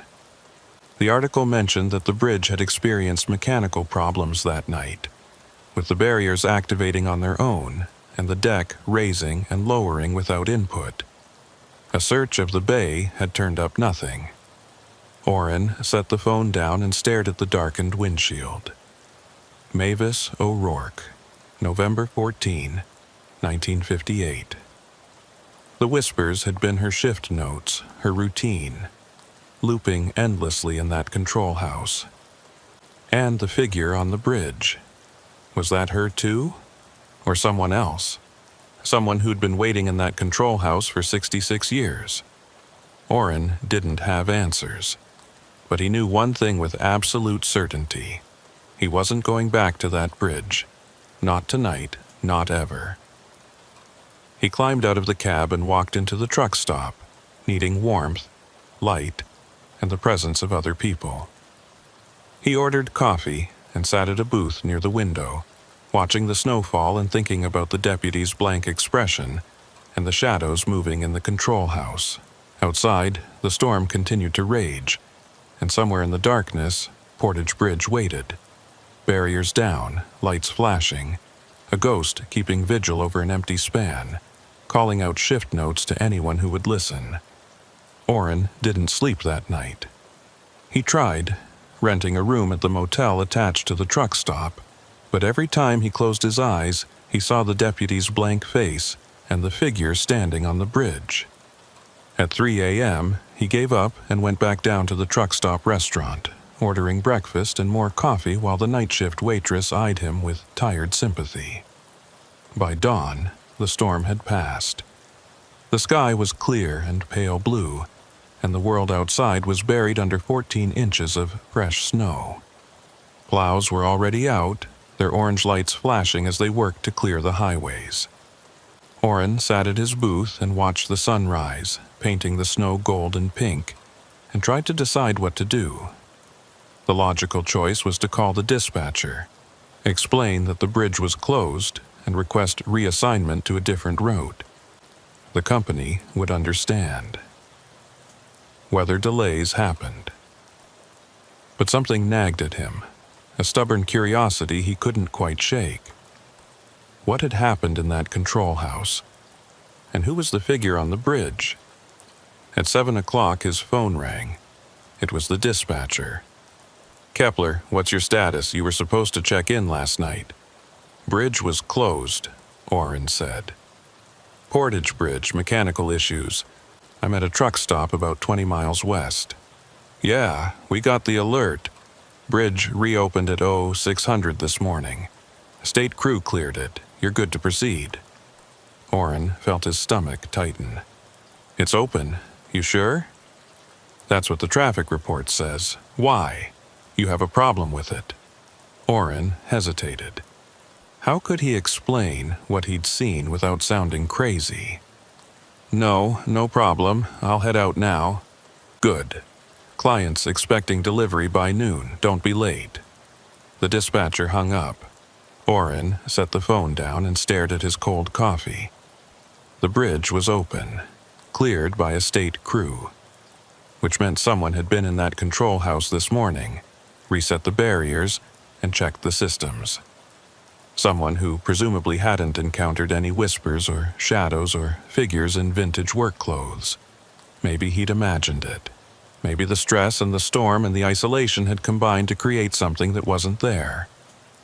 The deputy had seemed normal by the time Orrin left, hadn't he? Maybe the whole thing had been a shared hallucination, carbon monoxide or some other environmental factor. Orrin paid his bill and walked out to the rig. The parking lot was half empty now, most of the overnight trucks already back on the road. He climbed into the cab, started the engine, and sat for a moment, hands on the wheel. He could take an alternate route, add 2 hours to the trip but avoid the bridge entirely. Or he could push forward, cross in broad daylight with clear weather, and prove to himself that there was nothing to fear. He chose the latter. He pulled out of the truck stop and headed east, following the plowed highway back toward Portage Bridge. The roads were clear, the sky was bright, and the lake stretched out to his right like a vast sheet of wrinkled ice. Everything looked normal, safe. It took him 30 minutes to reach the bridge approach. As he crested the hill and the bridge came into view, Orrin felt his pulse quicken. The barriers were up, the warning lights were off. The bridge looked exactly as it should, a functional piece of infrastructure connecting one stretch of highway to another. He slowed as he approached, scanning the control house. The windows were dark now, no lights visible. The door was closed. There were tire tracks in the snow near the building, evidence of the state crew's visit. Everything looked normal. Orrin eased the rig onto the bridge. The deck was solid, recently plowed, with just a thin layer of snow remaining. He could feel the slight vibration of the structure beneath him as the weight of the rig pressed down on the old framework. The bay stretched out on either side, gray water visible through gaps in the ice that had formed along the edges. He was halfway across when he noticed something odd. Scratched into the snow on the deck, just ahead of his lane, were marks. Not tire tracks. Letters. Someone had written something in the snow, the lines thin and precise, like they'd been drawn with a stick or a finger. Orrin slowed almost to a stop, trying to make out the words. The marks were faint, already starting to fill in with drifting snow, but he could read them clearly enough. Shift change midnight. Orrin's blood ran cold. He glanced at the control house as he passed.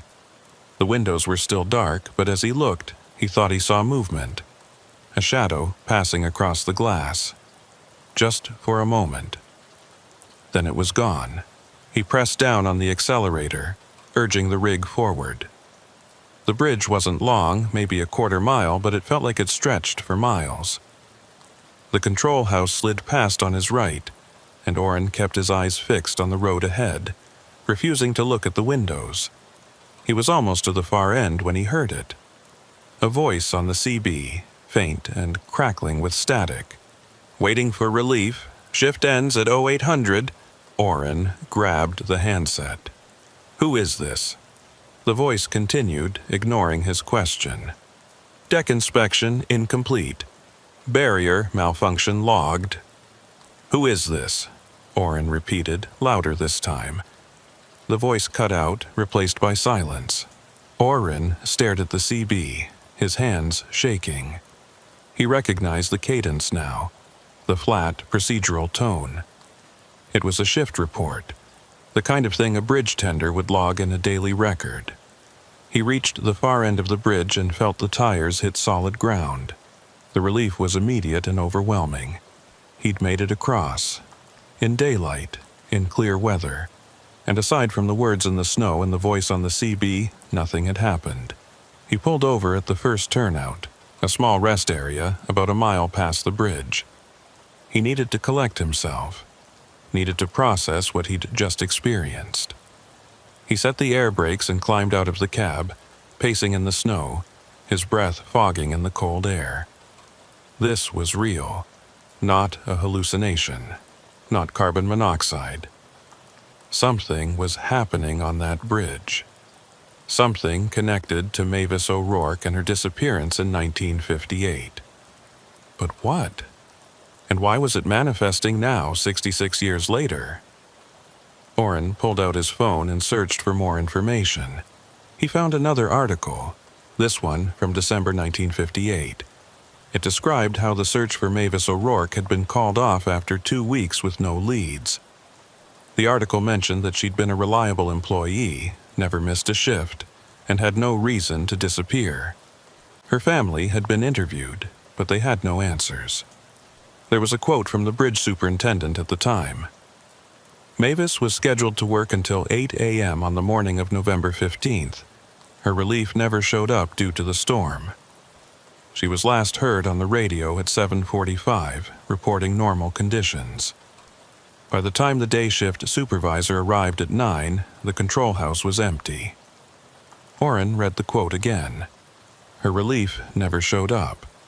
She'd been waiting for someone who never came, stuck in that control house during a storm, alone.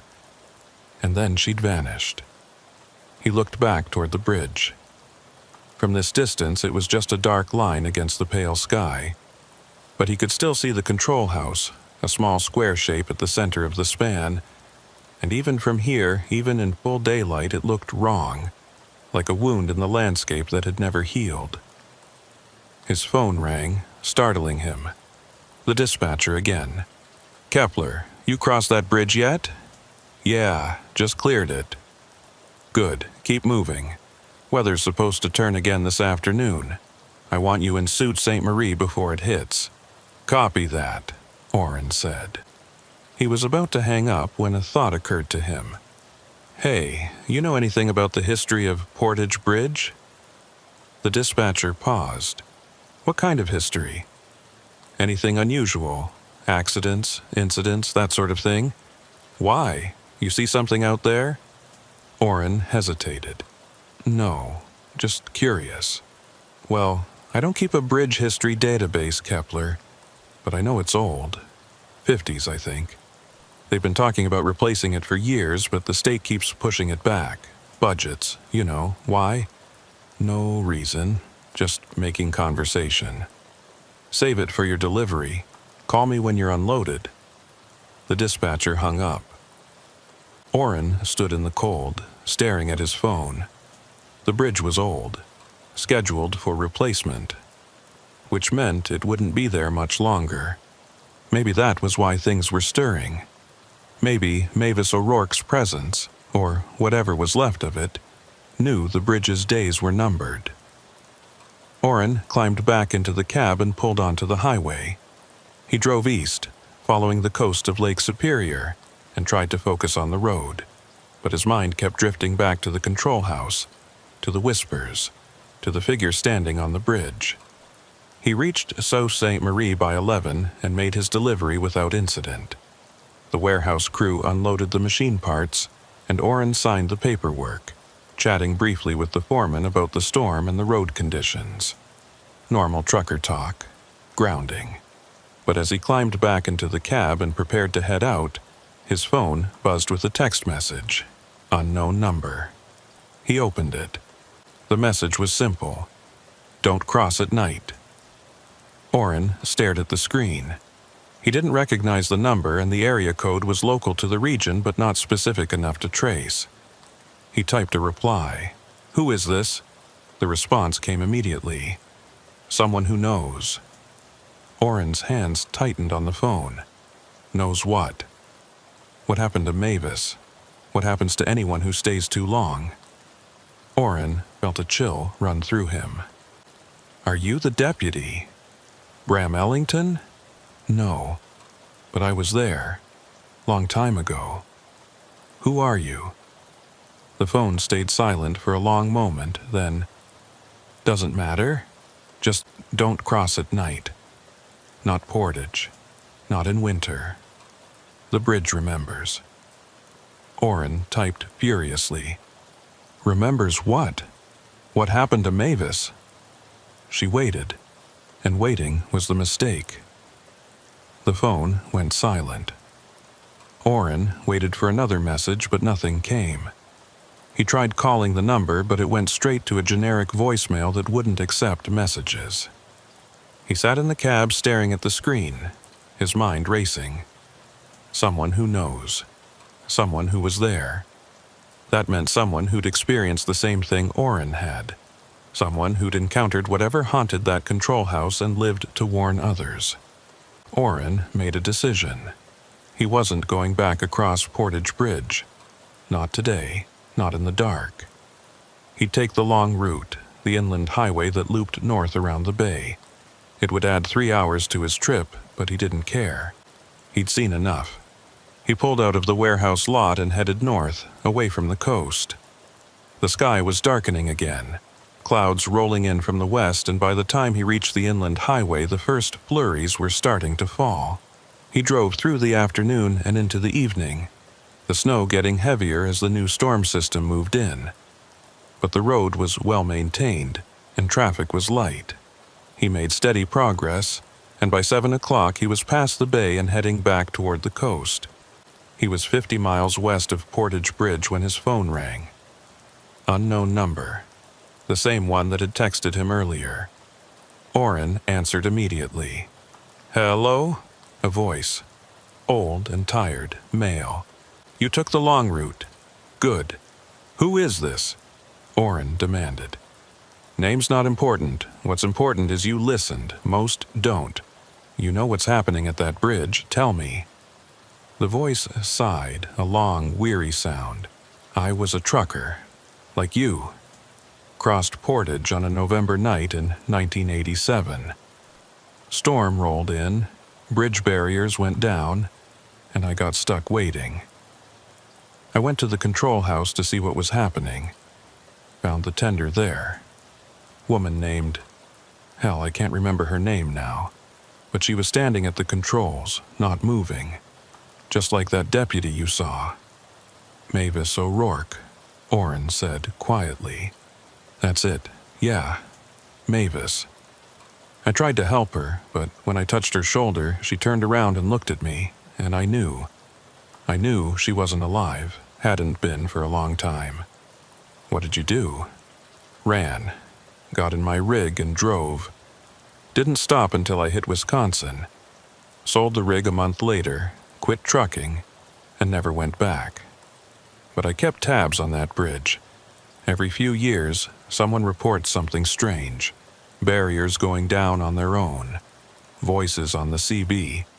Figures standing on the deck. Always in winter. Always when there's a storm. Why? Orrin asked. Why does it keep happening? Because she's still waiting. Mavis. Still working that shift. Waiting for relief that never came. And the bridge, it's like it recorded her. Trapped her in that moment. And every time conditions match that night in 58, storm, cold, isolation, it plays back, like a loop. Orrin felt his chest tighten. So she's, what, a ghost? Call it what you want. Ghost, echo, residual energy. Doesn't matter. What matters is she's stuck. And if you stay too long, if you try to interact with her, you get stuck too. Not physically, but mentally. You become part of the loop. I've heard of people who crossed at night and never recovered. They kept talking about shift changes and barrier malfunctions, like they couldn't break free from it. The deputy, Orrin said. Bram Ellington, is he? Probably fine. If you pulled him out quick enough. But he'll remember. And it'll haunt him. Orrin looked out at the dark highway. The snow swirling in his headlights. Why are you telling me this? Because you listened. Because you turned back. Most people don't. Most people think they can handle it, or they don't believe what they're seeing. But you trusted your instincts, and that's rare. Is there anything that can be done? For Mavis? The voice was quiet for a long moment. I don't know. Maybe when they tear down the bridge, she'll be released. Or maybe she'll just move somewhere else. All I know is that bridge is dangerous, and people need to stay away from it after dark. I won't go back, Orrin said. Good. And if you know any other drivers who use that route, warn them. Tell them to take the inland road at night. It could save their life. Or their mind. The line went dead. Orrin lowered the phone and stared at the highway ahead. The snow was falling harder now, and the wipers struggled to keep up. But he felt strangely calm. He had answers, or at least enough of them to understand what he'd encountered. Mavis O'Rourke was still on that bridge, still working her shift, still waiting for someone to relieve her. And, until that bridge came down, she'd be there every winter, every storm, replaying the same night over and over. Orrin drove on through the snow, putting more distance between himself and Portage Bridge. He didn't know if he believed in ghosts, not really, but he believed in what he'd seen, and he believed in the voice on the phone, the warning from someone who'd survived the same experience. He wouldn't cross Portage Bridge at night again, and he'd make sure other drivers knew to avoid it too. It was the least he could do for Mavis O'Rourke, a woman who'd died waiting for someone who never came. The storm followed him west, but Orrin didn't mind. He had warmth, light, and the steady hum of the engine. And most importantly, he had distance. Distance from that bridge and the lonely figure trapped within its control house. As midnight approached, Orrin pulled into a truck stop and parked for the night. He climbed into the sleeper, pulled the curtains closed, and tried to rest. But before he closed his eyes, he looked at his phone one last time. The unknown number had sent one final message. Thank you for listening. Not many do. Be safe out there. Orrin typed a reply. You too, and thank you. He didn't know if the message would be read, or if the person on the other end would ever contact him again. But it didn't matter. What mattered was that he'd survived, and he'd learned something important. Some bridges aren't just structures. Some bridges are monuments to the people who died there. And Portage Bridge was Mavis O'Rourke's monument. A cold, lonely place where she'd wait forever unless someone found a way to set her free. Orrin closed his eyes and let sleep take him. And for the first time since encountering that bridge, he didn't dream of control houses or figures in the snow.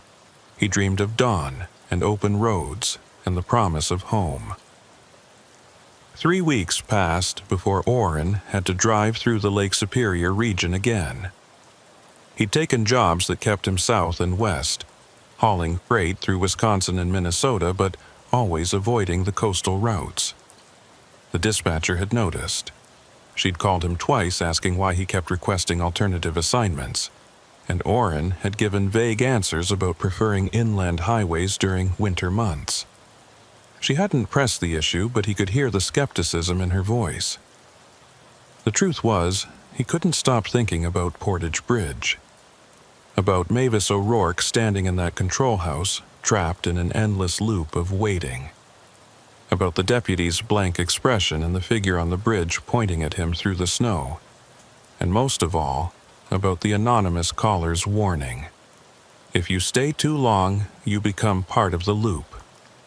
Orrin had done more research in those 3 weeks. He'd found old county records online, news archives, even a few forum posts from other truckers who'd had strange experiences at Portage Bridge. The stories were remarkably consistent. Barriers going down without explanation. Voices on CB radios reporting shift changes and mechanical problems. Figures standing on the bridge deck in vintage work clothes. All of it happening in winter, during storms, late at night. One post had particularly caught his attention. It was from a user named Lake Hauler 73, posted 6 years ago. Crossed Portage at 2 a.m. during a blizzard. Barriers were down, but deck was clear. Went to control house to check. Found it empty, but heard someone moving around upstairs. Building only has 1 floor. Got out of there fast. Anyone else experience this? The replies were a mix of skepticism and confirmation. Some people dismissed it as paranoia or fatigue. Others shared similar stories, dating back to the early 2000s, the 90s, even the 80s. Always the same bridge.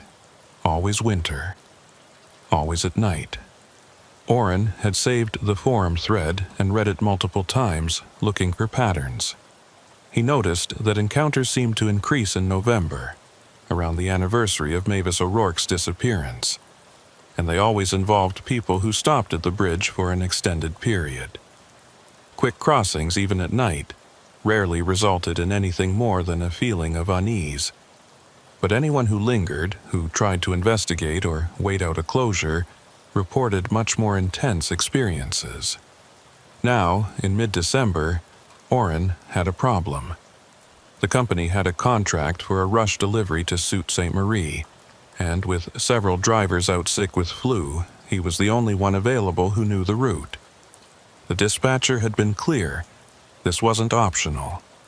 The client was paying premium rates for overnight delivery, and the company needed someone reliable. Orrin had tried to negotiate.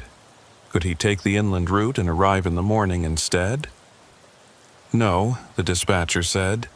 The delivery window was 6 to 8 a.m., and the inland route would get him there too late.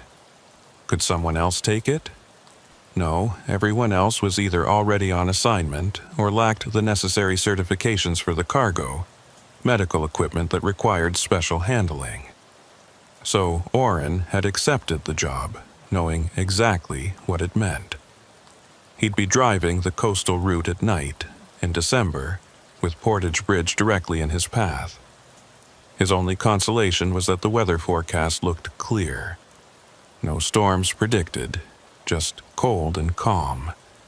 Maybe, he thought, if conditions didn't match that night in 1958, nothing would happen. Maybe he could cross without incident. He left at 4 p.m., giving himself plenty of buffer time. The rig was loaded with hospital equipment. Imaging machines, surgical tools, monitoring devices, all of it worth more than Oren's annual salary. He'd done the pre-trip inspection twice, checking every strap and seal, making sure nothing could shift in transit. The drive started smoothly. The sun set around 5:30, and Oren continued east into the darkness, his headlights cutting through the night. The roads were clear and dry, the temperature hovering just below freezing. He made good time, stopping once for fuel and a quick bathroom break, then pushing on toward the coast. He reached the Lake Superior shoreline around 8 p.m. The moon was nearly full, casting silver light across the frozen landscape. The lake stretched out to his right, vast and dark, with ice formations along the shore that glittered in the moonlight. It was beautiful in a stark, lonely way, the kind of beauty that reminded you how small and insignificant you were in the face of nature's scale.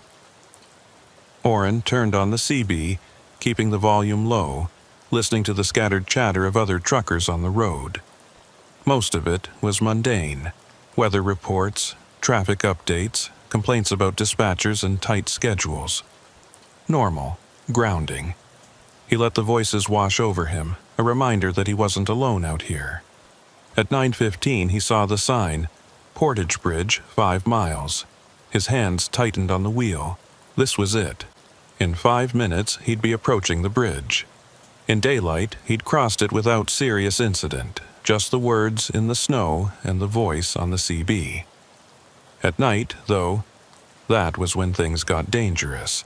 That was when Mavis O'Rourke's presence was strongest. Oren checked the time, 9:17 p.m. If he maintained his current speed, he'd reach the bridge around 9:22. Cross it in 2 minutes, maybe 3. Be on the other side by 9:25, quick and clean. No lingering, no stopping, no investigating. Just drive across and keep going. The CB crackled. Eastbound traffic, be advised, Portage Bridge is clear, all systems normal. A standard traffic update. Nothing unusual. Oren keyed the handset. Copy that. This is eastbound commercial approaching Portage. Any other traffic in the area? Silence. Then, negative, eastbound. You're the only one showing on this stretch. Roads are quiet tonight. Copy. Thanks. Oren hung up the handset and focused on the road. He could see the glow of the bridge lights now, a faint yellow haze above the tree line. His pulse was starting to quicken, his breathing getting shallow. He forced himself to stay calm. It was just a bridge, steel and concrete, nothing more. He crested the hill and the bridge came into full view. The barriers were up. The deck was level. The control house sat at the center of the span, its windows dark, just like they should be at this hour. Everything looked normal, exactly as it should. Oren eased the rig down the approach, his speed dropping to 40, then 35. The deck was clear, no ice visible, no obstacles. The moonlight made everything look surreal, casting sharp shadows from the bridge's framework that stretched across the roadway like dark fingers. He was 50 feet from the bridge entrance when the CB crackled again. Shift change at midnight. Oren's blood ran cold. The voice was faint, threaded with static, but unmistakable. The same flat, procedural tone he'd heard 3 weeks ago. Mavis O'Rourke, logging her shift notes into the void. He grabbed the handset, his heart pounding. "Who is this? Identify yourself." The voice continued, ignoring him. "Barrier malfunction logged. Awaiting maintenance. Deck inspection incomplete. Oren's eyes darted to the control house. The windows were still dark. No lights, no movement, but the voice on the CB was clear, getting stronger as he approached the bridge. He had a choice. He could stop, turn around, refuse to cross, take the inland route and deal with the consequences. A late delivery, an angry client, maybe even a reprimand from the company. Or he could push forward, cross quickly, and hope that speed would protect him from whatever haunted this bridge. Oren made his decision. He pressed down on the accelerator and drove onto the bridge. The moment the front tires touched the deck, the temperature in the cab dropped. Not gradually, but instantly, like someone had opened a freezer door. Oren could see his breath fogging in front of his face, and frost began forming on the inside of the windshield. The heater was still running full blast, but it made no difference. The cold was absolute, invasive, seeping into his bones. The CB hissed and crackled, the voice becoming clearer. Relief scheduled for 0800. Conditions deteriorating. Wind from the northwest at 30 knots. Oren kept his eyes on the road ahead, forcing himself not to look at the control house as he passed. But in his peripheral vision, he could see lights.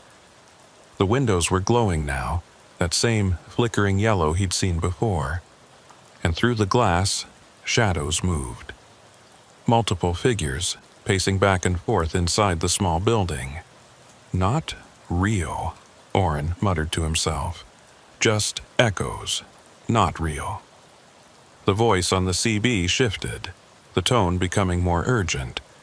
Cannot leave post. Waiting for relief. Procedure requires... Oren was halfway across now. The control house was directly to his right, maybe 20 feet away. He could see the shadows more clearly now, and his stomach twisted. They weren't just pacing. They were gathering at the windows, pressing against the glass, watching his rig pass.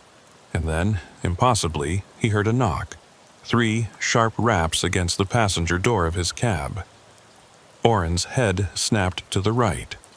There was nothing there. Just the dark expanse of the bay and the ice-covered water below.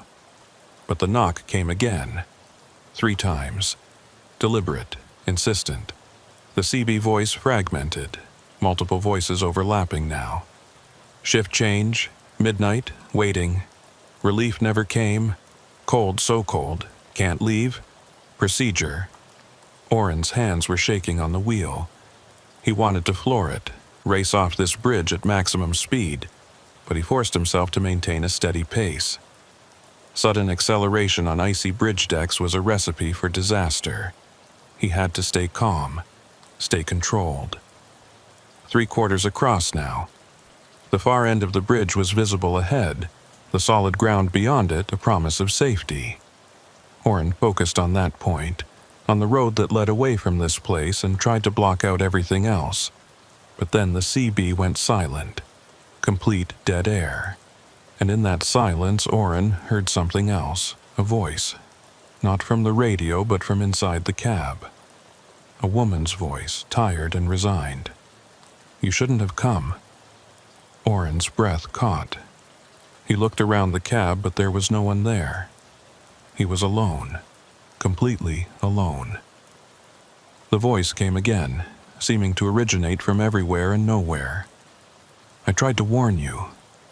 The barrier should have been down. Mavis, Oren whispered. I can't hold them much longer. The others. They want to show you what happened. They want you to understand. Hold who? Oren asked, his voice shaking. What others? The ones who stayed too long. The ones who couldn't leave. They're angry. They don't understand why I keep warning people away. They think if others join us, we won't be so alone. Oren reached the far end of the bridge and felt the tires hit solid ground. The temperature in the cab immediately began to rise. The frost on the windshield started to melt. The voice faded, becoming fainter. Don't come back, Mavis said, her words barely audible now. I can't protect you if you come back.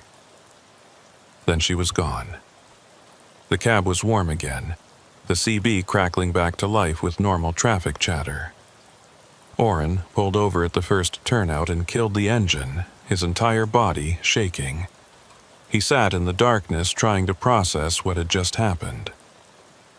Mavis O'Rourke had spoken to him, not through the CB, not through whispers in a control house, but directly. As if she'd been sitting right next to him in the cab. And she'd said she'd been trying to warn him, trying to protect him from the others. The others? Orrin thought about the shadows in the control house, the figures on the bridge deck. How many people had gotten trapped there over the years? How many had stopped to investigate, to help, to wait out a storm, and never left?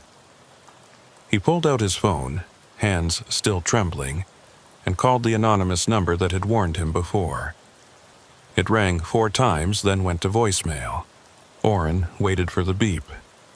"This is Orrin Kepler. I just crossed Portage at night. I need to talk to you. I need to understand what's happening there. Call me back. Please." He hung up and stared at the phone, willing it to ring. But it stayed silent. He waited 5 minutes, then 10. Nothing. Orrin started the engine and pulled back onto the highway. He had a delivery to make, a schedule to keep. But his mind was racing, trying to make sense of what he'd experienced. Mavis had said she couldn't hold them much longer. The others. Which meant there was some kind of conflict happening on that bridge, between Mavis and the other trapped souls. She was trying to warn people away, trying to prevent more people from joining them. But the others wanted company, wanted to share their fate. The thought was terrifying. Not just that people could get trapped on that bridge, but that there was an active force trying to trap them, trying to pull them into that endless loop of waiting and cold and isolation. Orrin drove through the night, checking his mirrors obsessively, half expecting to see the figure in vintage work clothes standing on the roadside, watching him pass. But the road stayed empty. He reached Sault Ste. Marie at 5:47 a.m. earlier than expected, and made his delivery without incident. The warehouse supervisor signed the paperwork and chatted briefly about the cold weather, oblivious to what Orrin had just gone through. Orrin smiled and nodded, making the appropriate responses, but his mind was elsewhere. On the bridge. On Mavis. On the others who were trapped there. After the delivery was complete, Orrin sat in his cab and made a decision. He needed to know more, needed to understand the full history of that bridge and everyone who'd disappeared there. If Mavis was trapped, if others were trapped with her, maybe there was something that could be done. Maybe there was a way to free them. He spent the day in Sault Ste. Marie, catching a few hours of sleep in a motel, then visiting the local library when it opened at noon. The librarian, an elderly woman with sharp eyes and a kind smile, directed him to the local history section. Orrin started with newspaper archives, searching for anything related to Portage Bridge. He found the article about Mavis O'Rourke's disappearance, which he'd already read online, but he also found others, older ones. In 1963, 5 years after Mavis vanished, a maintenance worker named Gerald Thorne had disappeared while inspecting the bridge during a winter storm. His tools were found on the deck, but he was never seen again.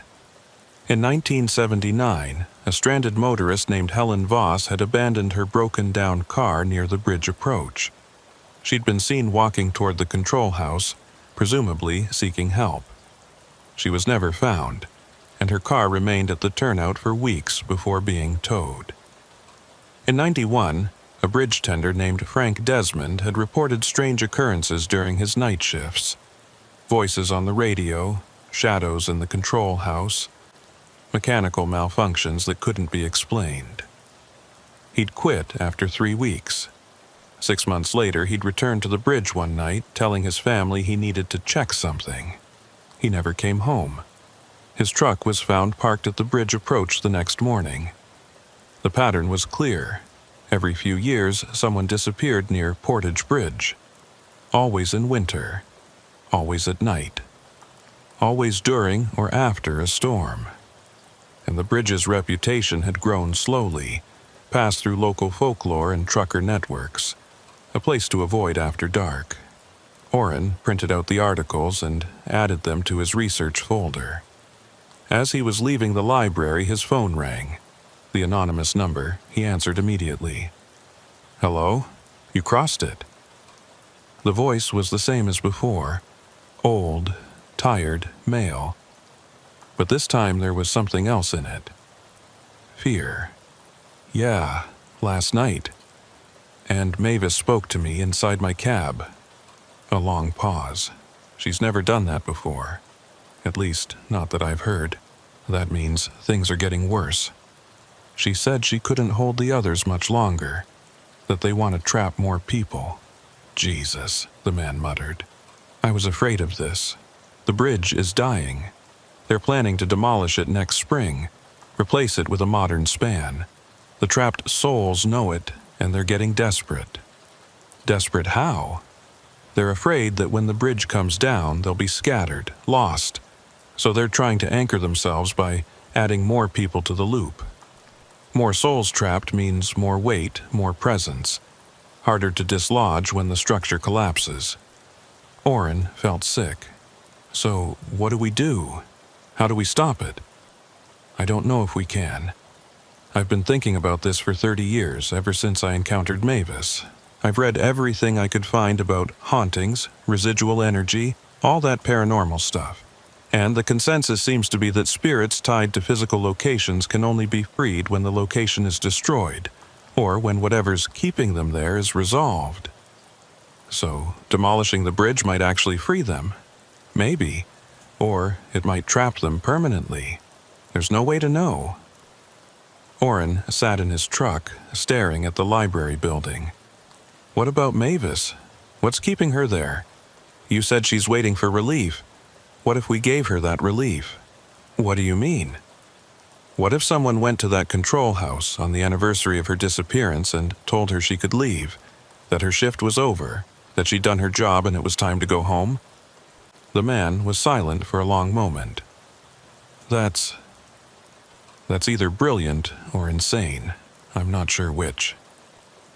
November 14th, Orrin said. That's when she disappeared. That's 11 months away. You're talking about going back there, at night, during a storm, on the exact date when the bridge is most active. That's suicide. Maybe. But what if it works? What if all she needs is permission to leave? Someone to tell her it's okay that she's not abandoning her post? And the others? Gerald Thorne, Helen Voss, Frank Desmond, all the rest? What about them? Orrin hadn't thought of that. I don't know. Maybe if Mavis leaves, they can too. Maybe she's the anchor holding them all there. Or maybe they'll be so angry that someone's trying to take her away that they'll kill you before you can finish. You saw how they reacted to you just passing through. Imagine what they'd do if you actually tried to interfere. Orrin rubbed his face. The man was right. It was dangerous, possibly fatal. But the alternative was doing nothing, letting the bridge be demolished with all those souls still trapped inside, desperate and afraid. I need to think about this, Orrin said finally. But thank you for warning me, for calling back. I know you're risking something by helping me. Just be careful, the man said. I've lived with the memory of that night for 30 years. I don't want to add you to the list of people who disappeared at Portage Bridge. He hung up. Orrin sat in the truck stop parking lot as the sun set, watching the sky turn from blue to orange to deep purple. He had 11 months to decide, 11 months to prepare, and if he chose to go through with it, 11 months to figure out how to free a woman who'd been waiting for relief for 67 years. The road stretched out ahead of him, dark and uncertain. But Orrin knew one thing for certain. He couldn't just walk away from this. couldn't just avoid the bridge and pretend he didn't know what was happening there. Mavis O'Rourke had tried to protect him, had warned him away even while the others tried to trap him. She deserved better than to spend eternity trapped in that control house, endlessly waiting for a shift change that would never come. And if there was a chance, even a small one, that Oren could help her, he had to try. He started the engine and pulled out of the parking lot, heading west toward home. The road was long and dark, but for the first time in weeks, Oren felt something other than fear. He felt purpose. The months crawled by with agonizing slowness. Oren continued hauling freight across the Midwest, but he avoided the Lake Superior routes entirely now. Every job he took, every mile he drove, his mind was working on the problem of Portage Bridge. He read everything he could find about hauntings, residual energy, and spirits tied to locations. Most of it was speculation and folklore, but certain themes kept appearing: unfinished business, strong emotional attachments, dramatic deaths, and the power of ritual and intention. By March, Oren had developed a plan. He'd returned to Portage Bridge on November 14th, the anniversary of Mavis O'Rourke's disappearance. He'd wait until conditions matched that night in 1958 as closely as possible. Late evening, cold, preferably during a storm. Then he'd go to the control house and speak to Mavis directly, giving her permission to leave her post, to abandon the shift that had trapped her for nearly 7 decades. But he wouldn't go alone. The anonymous caller, who'd eventually identified himself as Raymond, a retired trucker living in Wisconsin, had agreed to help. They'd spoken on the phone a dozen times over the spring and summer, comparing notes, refining the approach. Raymond was convinced that Oren's plan had merit, but he was also terrified of what might happen if the other trapped souls interfered. "You need to understand something," Raymond had said during one of their calls. "Mavis is the strongest presence on that bridge because she was the first. She's been there the longest and her attachment is the deepest. But the others, Gerald, Helen, Frank, and whoever else is trapped there, they're desperate. They've been isolated for years, some for decades. If they think you're trying to take Mavis away from them, they'll fight back." "How?" Oren had asked. "What can they actually do?" "I don't know exactly. But Frank Desmond went back to that bridge voluntarily, remember? He quit his job because of what he experienced there, but something pulled him back. Something convinced him to return, and he never left. That tells me they have some kind of influence, some way of manipulating people's thoughts or decisions." The thought had haunted Oren. What if he got to the bridge and found himself unable to leave? What if the voices and the cold and the overwhelming sense of isolation convinced him to stay, to join them in their endless vigil? By October, Oren had made his preparations. He'd filed for a week of personal time starting November 13th. He'd stocked his rig with supplies: extra food, water, blankets, a portable heater, flares, and a satellite phone with GPS tracking. He'd written letters to his sister and his ex-wife, sealed them, and left them with Raymond with instructions to mail them if he didn't return by November 16th. He'd also done something else. He'd tracked down Mavis O'Rourke's family. It hadn't been easy. Most of her immediate relatives were dead, and those who remained had scattered across the country. But he'd finally located a nephew, Thomas O'Rourke, living in a nursing home in Green Bay. Thomas was 91 years old, his memory fading, but he remembered his Aunt Mavis clearly.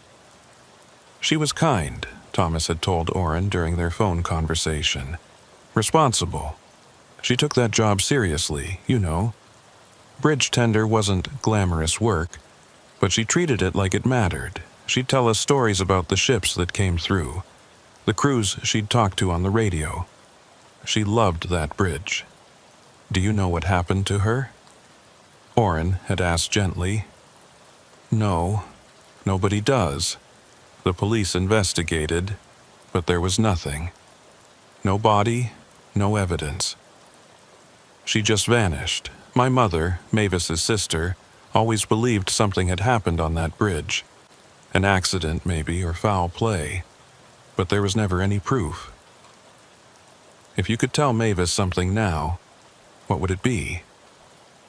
Thomas had been quiet for a long moment. I'd tell her we missed her, that we never forgot her, and that it's okay to rest now. She doesn't have to keep working, she can come home. Orrin had written down those words, Thomas's exact phrasing. He'd committed them to memory, rehearsing them over and over. Because when he stood in that control house and spoke to Mavis O'Rourke, those were the words he'd use. Words from her family, releasing her from her duty. November 14th arrived cold and clear. Orrin had hoped for a storm, for conditions that would match 1958. But the weather forecast showed nothing more than light winds and temperatures in the 20s. He'd considered waiting for worse weather, but Raymond had talked him out of it. The anniversary is what matters, Raymond had said. The date itself has power. That's when her presence will be strongest, when she'll be most able to hear you and respond. Don't wait for perfect conditions. Just go. So Orrin had loaded his rig with a false cargo, empty pallets and crates, enough weight to make the trip look legitimate if anyone checked, and headed east from his apartment in Minneapolis. Raymond was driving up from Wisconsin, planning to meet Orrin at a truck stop 10 miles west of the bridge at 8 p.m. They'd approach together, 2 rigs instead of 1, hoping that mutual support would provide some protection against whatever waited on that span. The drive east was uneventful. Orrin listened to music, to podcasts, to anything that would keep his mind occupied and prevent him from overthinking what he was about to do. But as the sun set and he entered the Lake Superior region, the nervousness kicked in. His hands were sweaty on the wheel, and his stomach churned with anxiety. He reached the designated truck stop at 7:47 p.m. Raymond's rig was already there, parked under bright fluorescent lights near the building. Orrin pulled in beside it and killed his engine. For a moment, he just sat there, staring at Raymond's truck. This was real. This was actually happening. In less than an hour, he'd be standing in that control house, trying to free a woman who'd been dead for 67 years. He climbed out of his cab and walked over to Raymond's rig. The older man was already stepping down, moving slowly and stiffly. He was in his 70s now, gray-haired and weathered, but his eyes were sharp and alert. "You ready for this?" Raymond asked. "No," Orrin admitted. "But I don't think I'll ever be ready, so we might as well go." Raymond nodded. "I've been thinking about this day for 30 years. Part of me never believed it would actually come, but here we are." They went into the truck stop and got coffee, sitting at a booth near the window where they could see their rigs. Other truckers came and went, oblivious to what Orrin and Raymond were planning. Normal people going about their normal jobs, while 2 men prepared to confront the supernatural on a frozen bridge. At 8:30, they paid their bills and walked back to the rigs. The temperature had dropped into the teens, and their breath bogged in the cold air.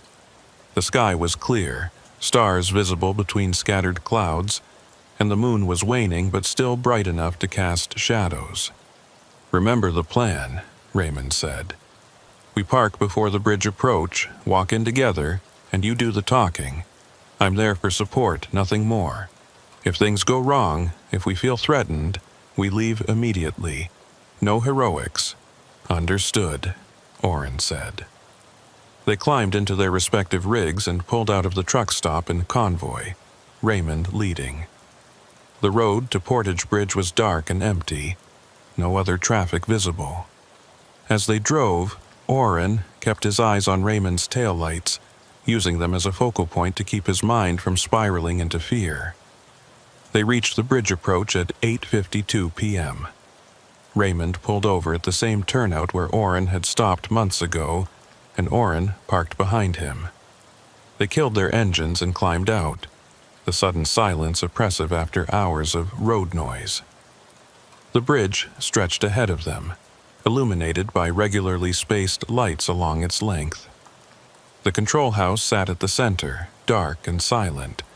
The bay below was partially frozen, sheets of ice extending from both shores with open water visible in the middle.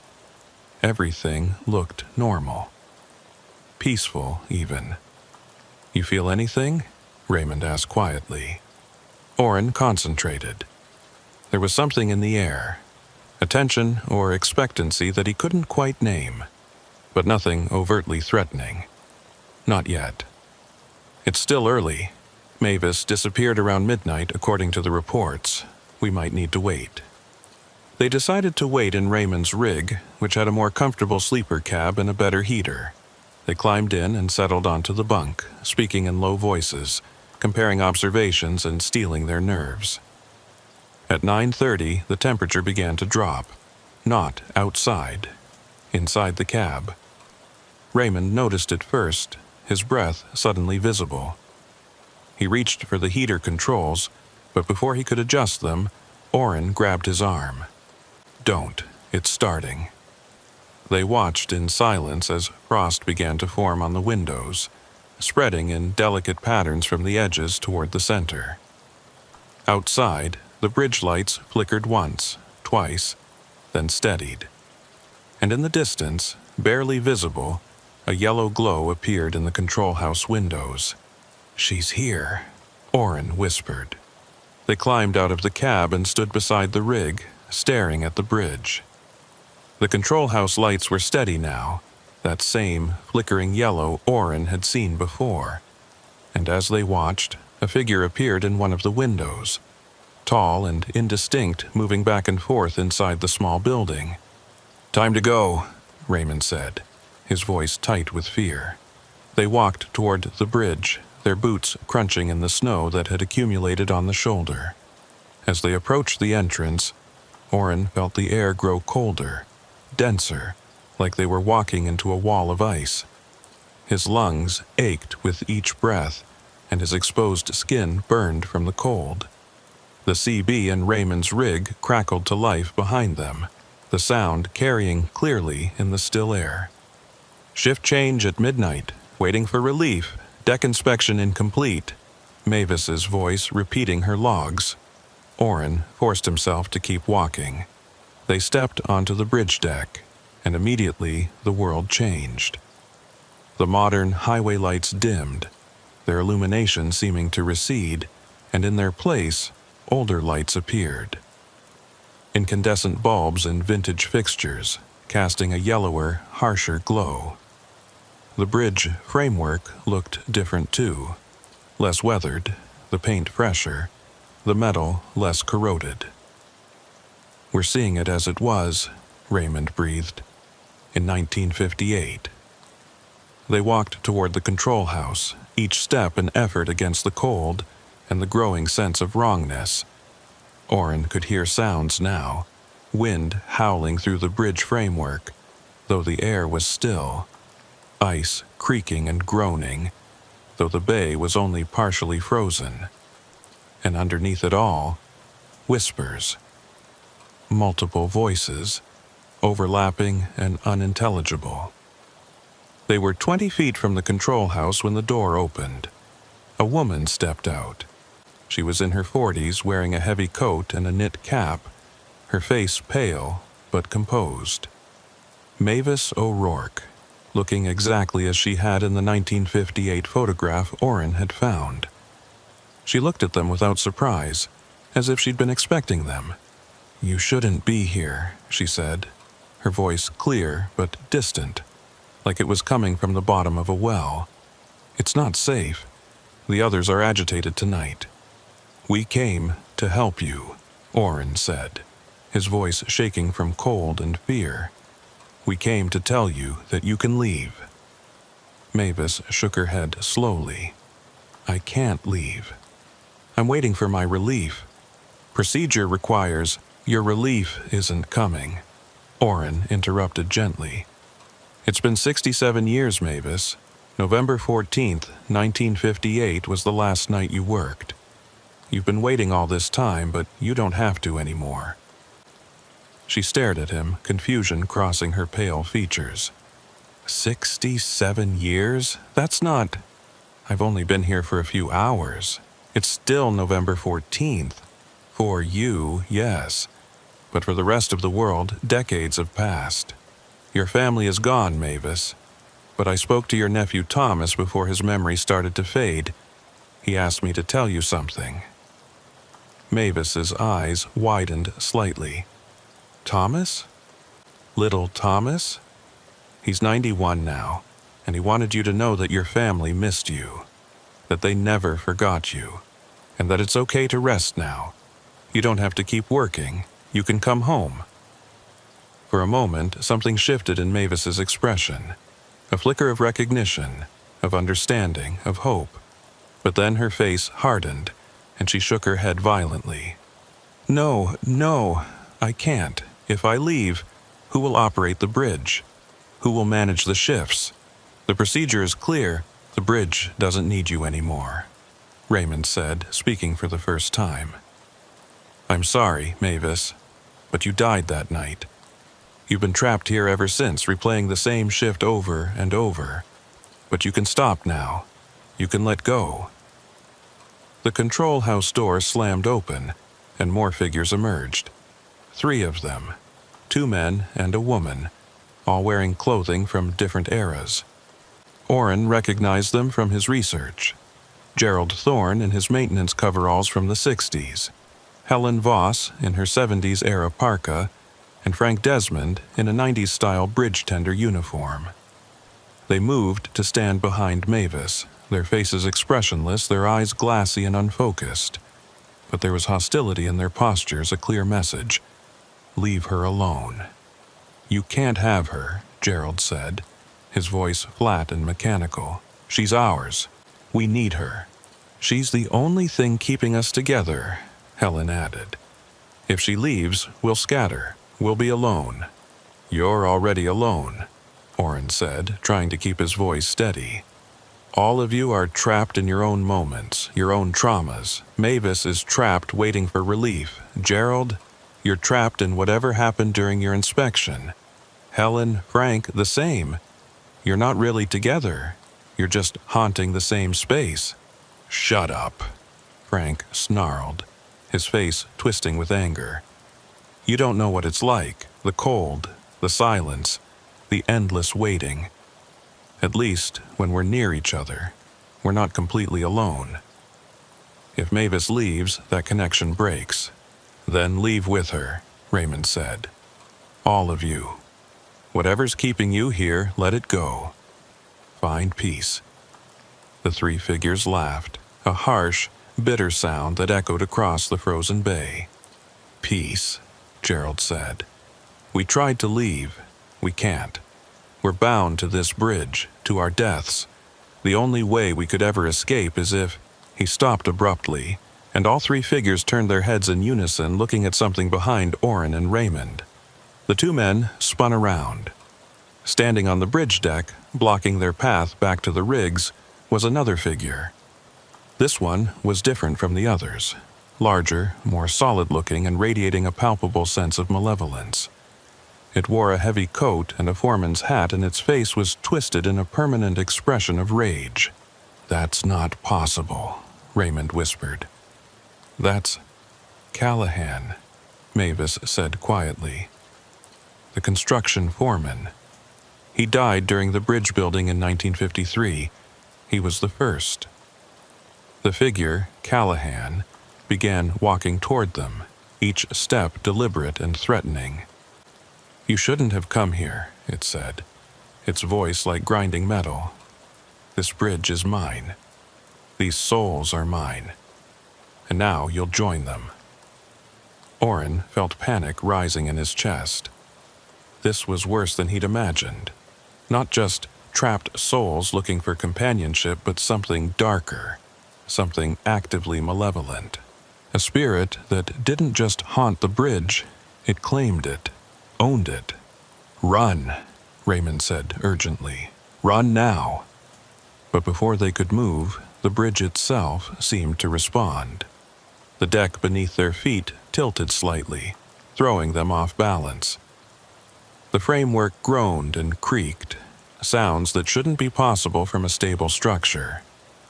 And the temperature dropped even further, so cold that Orrin felt his lungs seizing, unable to draw breath. Mavis stepped forward, positioning herself between them and Callahan. "No," she said firmly. "You can't have them. They came to help, not to harm." Callahan's expression twisted further. "You dare defy me? I made you what you are. I gave you purpose. Without me, you're nothing." "You didn't make me," Mavis said, her voice growing stronger. "You trapped me. You and this cursed bridge. I stayed because I thought it was my duty, my responsibility. But it wasn't. It was your manipulation, your need to collect souls to feed your anger." She turned to face Orrin and Raymond, and for the first time, her expression was clear and focused. "You were right. I can leave. I should have left 67 years ago, but I was afraid. Afraid of abandoning my post, afraid of failing in my duty. Callahan used that fear to trap me here." "Don't listen to her," Gerald said desperately. "Mavis, if you leave, we'll fade. We need you." "No," Mavis said gently. "You need to let go too, all of you. Callahan has been lying to us, telling us we're bound here forever. But we're not. We're only bound by our own fear and guilt and unfinished business, and that can be released." She looked at Orrin. "Thomas really said I could come home?"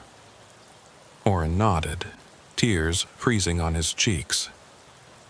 "He did. Your family loved you, Mavis. They want you to rest." Mavis smiled, a genuine expression that made her face look younger, more alive. "Then I'm going home. My shift is over." She turned and walked toward the edge of the bridge, toward the railing overlooking the frozen bay. Callahan roared and lunged toward her, but she was faster. She climbed onto the railing, balanced there for a moment, and looked back at the other trapped souls. "You can all leave too. Just let go. Stop replaying your deaths and choose to move on." Then she stepped off the railing and fell into the darkness below. The effect was immediate and catastrophic. The bridge shuddered violently, and cracks appeared in the deck, spreading like lightning across the surface. The control house windows shattered, and the vintage lights exploded in the showers of sparks. Callahan screamed, a sound of pure fury and loss, and his form began to disintegrate, breaking apart like smoke in a strong wind. Gerald, Helen, and Frank stood frozen, watching as their anchor, Mavis, disappeared. Then, one by one, they too walked to the railing and climbed over. Not jumping so much as simply stepping through, as if passing from one room to another. The bridge continued to shake, and Orrin realized they needed to move. "Go!" he shouted to Raymond. "Get off the bridge!" They ran, slipping and stumbling on the fracturing deck, the framework groaning and screeching around them. Behind them, Callahan's scream faded to a whisper, then to nothing. The vintage lights winked out, replaced by modern highway illumination. The cold released its grip, and the air temperature returned to normal. They reached the end of the bridge and kept running, not stopping until they reached their rigs. Only then did they turn around, breathing hard, and look back at the span. The bridge looked normal, solid and stable, no cracks visible, no damage. The control house windows were intact. Everything appeared exactly as it should, but the lights in the control house were dark, and there was a quality to the air, a lightness, an absence, that hadn't been there before. "Did we?" Raymond couldn't finish the sentence. "I think we did," Orrin said quietly. "I think they're free." They stood in silence watching the bridge, waiting for some sign of what had happened. After 10 minutes, Orrin's phone buzzed. A text message from an unknown number. Thank you. That was all. Just 2 words. But Orrin knew who had sent it. He showed the message to Raymond, who nodded slowly. Mavis, Raymond said. She's saying goodbye. Orrin typed a reply. Rest well. Your shift is over. The message marked as delivered but never read, and somehow that felt right. They climbed into Raymond's rig and sat in the warm cab, processing what they'd experienced. Neither of them felt like driving yet, so they just sat, occasionally glancing at the bridge, making sure it was still there, still solid. What about Callahan? Raymond asked finally. Do you think he's gone too? I don't know, Orrin admitted. But I think when Mavis left, she broke his hold. He was feeding off the trapped souls, using them to anchor himself here. Without them, he had nothing left. So the bridge is clean now, free of ghosts. Maybe. Or maybe there are others we don't know about. But the main presences, Mavis and the others, I think they're gone.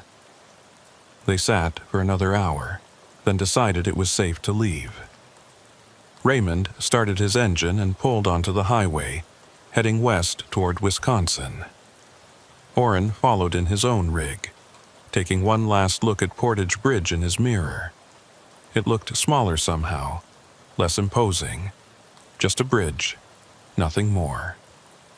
Over the following weeks, Orrin kept watch on news from the region, looking for any reports of strange occurrences at Portage Bridge. But there was nothing. The bridge operated normally, the barriers functioning properly, no reports of voices or apparitions or unexplained cold spots. In February, he received a letter from Thomas O'Rourke's nursing home. Thomas had passed away peacefully in his sleep on November 15th, the day after Orrin had gone to the bridge. The letter included a note that Thomas had left, to be sent to Orrin in the event of his death. Thank you for finding my aunt and bringing her home. I dreamed about her the night before I died. She was young and happy, and she told me she was finally free. She asked me to tell you that you gave her a gift she thought she'd never have, the chance to rest. Thank you. Orrin folded the letter carefully and placed it in his research folder, along with all the articles and notes he'd collected about Portage Bridge. He didn't know if he'd ever drive past that bridge again. The state had announced that demolition was still scheduled for spring, and the new span would be operational by summer. When that new bridge opened, Orrin made a point of crossing it during the day. The structure was modern and efficient, all concrete and steel, with digital controls and automated barriers. No control house, no bridge tender, just sensors and computers managing the lift mechanism. As he drove across, Orrin looked down at the water below. The old bridge pilings were still visible, dark shapes beneath the surface. But there was no sense of presence, no feeling of being watched. Just water and ice, and the normal natural cold of a northern winter. He reached the far side and continued east, following his route to Sault Ste. Marie. The road stretched ahead, familiar and routine. And for the first time in a year, Orrin felt at peace. Mavis O'Rourke was home. Her endless shift was over. And somewhere, he hoped, she was resting in the warmth and light she'd been denied for so long.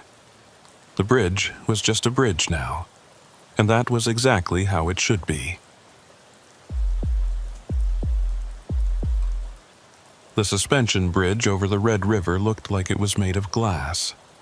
That's what Deacon Hollis thought as he approached it just past midnight, his headlights catching the ice-covered roadway and turning it into a ribbon of polished obsidian. 23 years of trucking, and he'd never seen black ice quite like this. The bridge deck gleamed under the moonlight, smooth and reflective, almost beautiful in its treachery. Deacon had left Fargo 6 hours earlier with a load of agricultural equipment bound for a farm co-op outside Oklahoma City. The overnight route would put him there by dawn if he kept moving, and the pay was good enough that he'd volunteered for the run despite the weather forecast. Light, freezing rain, they'd said. Nothing he couldn't handle. But this wasn't light. This was a sheet of ice thick enough to see his own distorted reflection in the roadway as his rig crawled forward at 20 miles per hour. The suspension cables rose on either side like frozen spider silk, and the river below was invisible in the darkness. A void that seemed to swallow sound and light equally. Deacon was halfway across when he saw the other truck. It was ahead of him, maybe 300 feet, a big rig identical to his own in almost every way. Same model year, same color scheme, even the same style of trailer. It sat motionless in the right lane, hazard lights flashing in a slow hypnotic rhythm. No damage visible. No reason for it to be stopped in the middle of a bridge. Deacon keyed his CB. Eastbound truck on the Red River Bridge. You need assistance. Static. He tried again. This is westbound commercial approaching your position. Everything okay up there? Nothing, just the hiss of dead air. Deacon frowned and slowed further, bringing his rig down to 15 miles per hour. The ice made maneuvering treacherous, and he didn't want to risk sliding into the stopped vehicle. As he got closer, he could see more details. The truck's engine was running. He could see exhaust vapor rising from the stack, but there was no one in the cab. The driver's door was closed, windows dark. Deacon pulled up alongside, leaving plenty of space between the rigs, and set his air brakes. He grabbed his flashlight and climbed down carefully, his boots finding minimal purchase on the icy deck. The cold hit him immediately, a sharp wind blowing across the open expanse of the bridge that cut through his jacket like it wasn't there. He walked over to the other truck, his flashlight beam sweeping across the cab. Empty, definitely empty. But the keys were in the ignition, the engine idling smoothly, and a coffee cup sat in the holder, steam still rising from it. Fresh, very fresh. "Hello," Deacon called out, his voice swallowed by the wind. "Driver, you out here?" No response. He looked around the bridge deck, checking both directions. No footprints in the thin layer of snow and ice that had accumulated on the walkway. No sign that anyone had climbed out of the truck. Just the vehicle itself, running and warm, with no one inside. Deacon felt the first prickle of unease. He'd heard stories about drivers abandoning their rigs in strange circumstances, usually involving mental breakdowns or medical emergencies. But there would be signs. Footprints, blood, something. This was just empty. He was about to return to his own rig when he noticed something on the side mirror of the abandoned truck. Scratched into the frost that had formed on the glass were words. Fresh scratches, the ice still loose and powdery around the edges. "Turn back." Deacon's breath caught. He looked around again, more urgently this time, his flashlight cutting through the darkness. The bridge stretched empty in both directions. The wind moaned through the suspension cables, a low, mournful sound that made his skin crawl. He walked to the front of the abandoned truck and checked the license plate, memorizing the number. Then he returned to his own rig, climbed inside, and locked the doors. His hands were shaking as he grabbed the CB handset. "This is westbound commercial on the Red River Bridge. I've got an abandoned vehicle here, engine running, no driver present, requesting state patrol assistance." A voice crackled back immediately. Male, professional, calm. "Copy that, westbound. Can you provide a description and plate number?" Deacon rattled off the details, including the message scratched in the mirror frost. There was a pause on the other end. "Say again on that last part? Message in the frost?" "Affirmative, 2 words. Turn back, looked fresh." Another pause, longer this time. "Westbound, this is State Trooper Vance Quill. I'm about 15 minutes from your location. Can you safely remain in your vehicle until I arrive?" "Yeah, I can wait, but there's something off about this whole situation." "Understood. Stay in your cab, keep your doors locked, and maintain radio contact. I'm en route." Deacon set the handset down and stared at the abandoned truck through his windshield. The hazard lights continued their slow flash, painting the ice-covered deck in amber pulses. And now that he was sitting still, looking more carefully, he noticed something else. There were marks on the ice. Not footprints, but drag marks.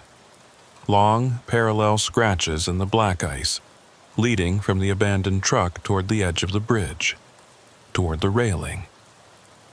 Deacon's stomach twisted. He climbed out again, moving carefully across the ice, and followed the marks with his flashlight. They led straight to the railing, then stopped.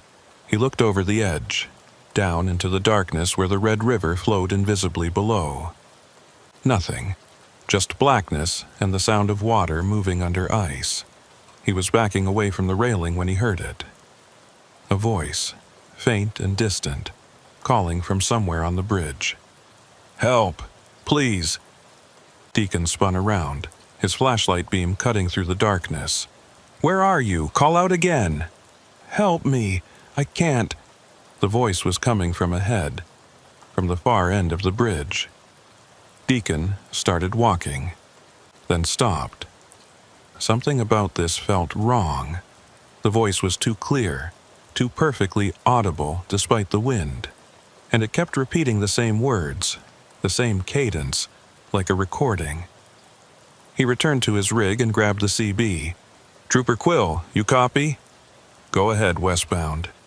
I'm hearing a voice calling for help from the far end of the bridge. Female voice, but something's not right about it." "Do not investigate," Quill said sharply. "Stay with your vehicle. I'm 10 minutes out." But Deacon couldn't just sit there. If someone was hurt, if they needed help, he had to at least check. He grabbed his heavy coat from the sleeper, pulled it on, and stepped back out into the cold. The voice continued to call, always from ahead, always just out of sight. Deacon walked forward, past the abandoned truck, following the sound. His flashlight beam swept across the bridge deck, illuminating the ice that stretched like dark glass beneath his feet. He was 100 feet past the abandoned truck when he saw the figure. It was standing near the center of the bridge, silhouetted against the ambient light from the far shore. Tall and thin, wearing what looked like a long coat. It wasn't moving, just standing there, facing him. "Hey!" Deacon called out. "Are you okay? Do you need help?" The figure didn't respond, didn't move at all. Deacon walked closer, his boots slipping slightly on the ice, and that's when he realized something that made his blood freeze. The figure wasn't standing on the bridge deck. It was standing on the railing, balanced perfectly, impossibly, on the narrow metal bar that separated the roadway from the void below. Deacon stopped walking. "Sir? Ma'am? You need to come down from there. It's not safe." The figure turned its head slowly, looking at him. Even from 30 feet away, Deacon could see that something was wrong with its face. Too pale, too smooth, like a mannequin. And then it spoke, and the voice was the same one he'd been following. "Help me. I can't get down. I've been here so long." "How long?" Deacon asked, his voice shaking. He didn't know why he was engaging in conversation with this thing, but words kept coming. "How long have you been up there?" "Since the accident, since the ice, since I couldn't stop." Deacon's mind raced. An accident. Someone who'd crashed on this bridge, maybe gone over the railing. But that didn't explain why this figure was standing on the railing now, perfectly balanced, looking like it hadn't aged a day. Behind him, he heard the sound of an engine approaching. Headlights swept across the bridge, and a state patrol cruiser pulled up near Deacon's rig. A door opened and closed, and footsteps crunched on the ice. "Don't move," a voice called out. Trooper Quill, presumably, though Deacon didn't turn to look. He couldn't take his eyes off the figure on the railing. The trooper approached, flashlight in hand, and stopped beside Deacon. "Jesus," he breathed. "Is that?" You see it too? Deacon asked. Yeah, I see it. They stood in silence for a moment, both staring at the impossible figure balanced on the railing. Then Quill keyed his radio. Dispatch, I'm on scene at the Red River Bridge. I need you to pull any accident reports from this location. Go back 5 years, maybe 10, looking for fatalities. The radio crackled. Copy, stand by. The figure on the railing shifted slightly, its head tilting. Are you going to help me? We want to help, Quill called out, his voice steady and professional. But you need to come down from there first. Can you do that? I tried, I can't. Every time I try, I fall. And then I'm back here again, always back here. Deacon felt a chill that had nothing to do with the temperature. Trooper, I think we need to leave. Right now. But before Quill could respond, his radio crackled again. Trooper Quill, I've got your information. 3 fatalities on the Red River Bridge in the past decade. 2 separate incidents. First was January 2019, single vehicle accident, driver lost control on black ice and went through the railing. Driver's name was Sarah Klein, age 34. Body recovered 3 days later downstream. Deacon and Quill exchanged a look. Second incident was November 2022. Trucker named Michael Strand stopped to help what he reported as a stranded motorist on the bridge. When backup arrived, they found Strand's truck abandoned, engine running, but no sign of Strand. He was never found. And the third fatality, Quill asked quietly. That was Strand, presumed dead after 6 months missing. But here's the thing, Trooper. Before he disappeared, he called in a report. Said he was seeing someone standing on the bridge railing. Said they were calling for help. The figure on the railing spoke again. I've been waiting for someone to help me down. But no one ever does. They try, and then they fall. And then I'm alone again. Deacon's hand moved to Quill's arm.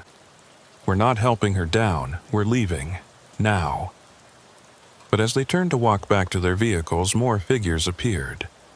They emerged from the shadows between the suspension cables, stepping out onto the deck one by one. 4 of them. 5. 6. All wearing different clothing from different eras, all standing impossibly still on the icy surface. They couldn't stop either, the figure on the railing said. The ice caught them, pulled them over, and now they wait with me. Deacon's heart was hammering in his chest. Trooper, do you have a weapon?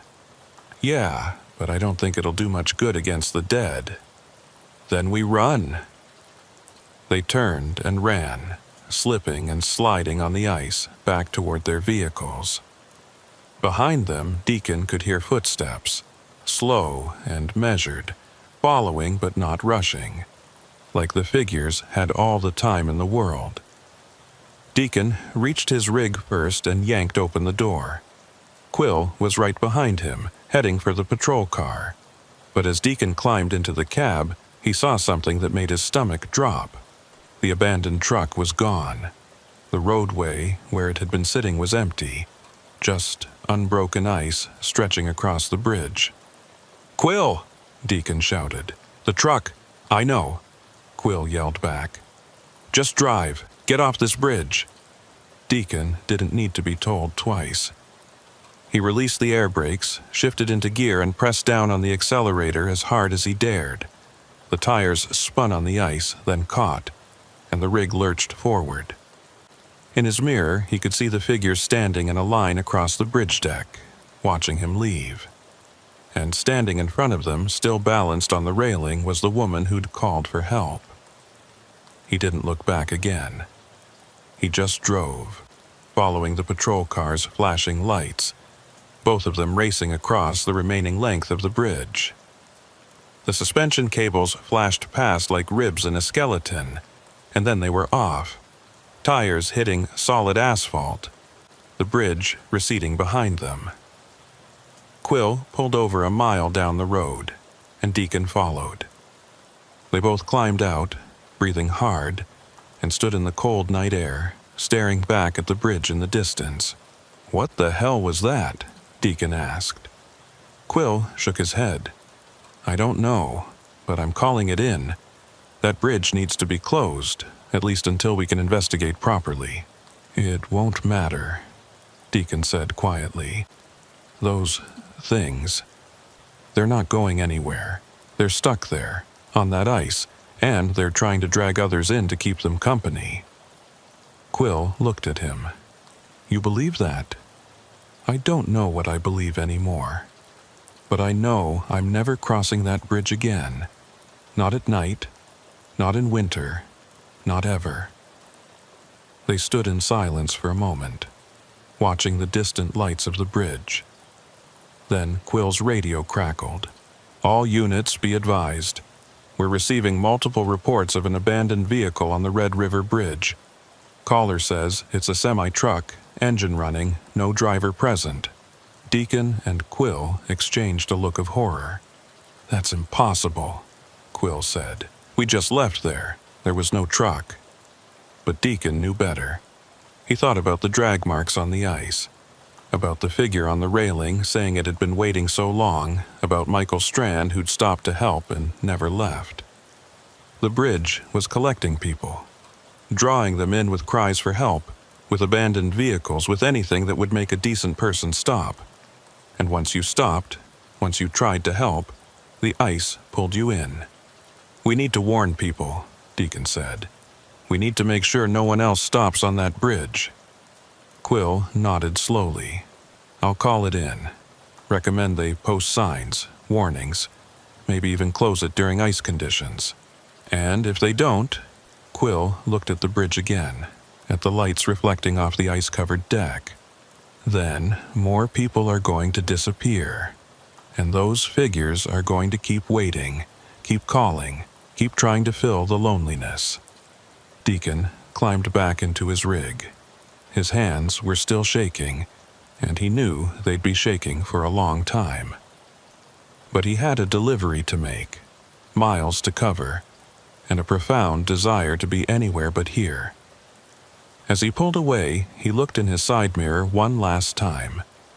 The bridge stretched across the river, dark and gleaming, its ice-covered deck reflecting the moonlight like polished glass. And standing on the railing, barely visible in the distance, was a figure, watching him leave, waiting for the next person who'd be foolish enough to stop. Deacon pressed down on the accelerator and kept driving. He didn't stop until he reached the Oklahoma state line, where he pulled into a 24-hour truck stop and sat in the bright fluorescent light of the parking lot, surrounded by other trucks and other drivers and the comforting normalcy of the road. He called his dispatcher and explained that he'd need to take a different route on the return trip, any route that didn't cross the Red River Bridge. The dispatcher asked why, but Deacon couldn't explain. How do you tell someone that a bridge is haunted? That it collects souls like ice collects on cables? That stopping to help someone might mean you never leave? So he just said the ice was bad, and the dispatcher accepted that. Because ice was a reasonable concern. Ice was something normal people understood. But Deacon knew the truth. And he knew that somewhere on that bridge figures were still waiting, still calling for help, still hoping someone would stop. And he knew that as long as that ice remained, as long as winter came to the Red River, they'd keep waiting. Patient and cold and eternally hungry for company in their frozen vigil. The bridge remembered everyone who'd fallen, and it wanted more.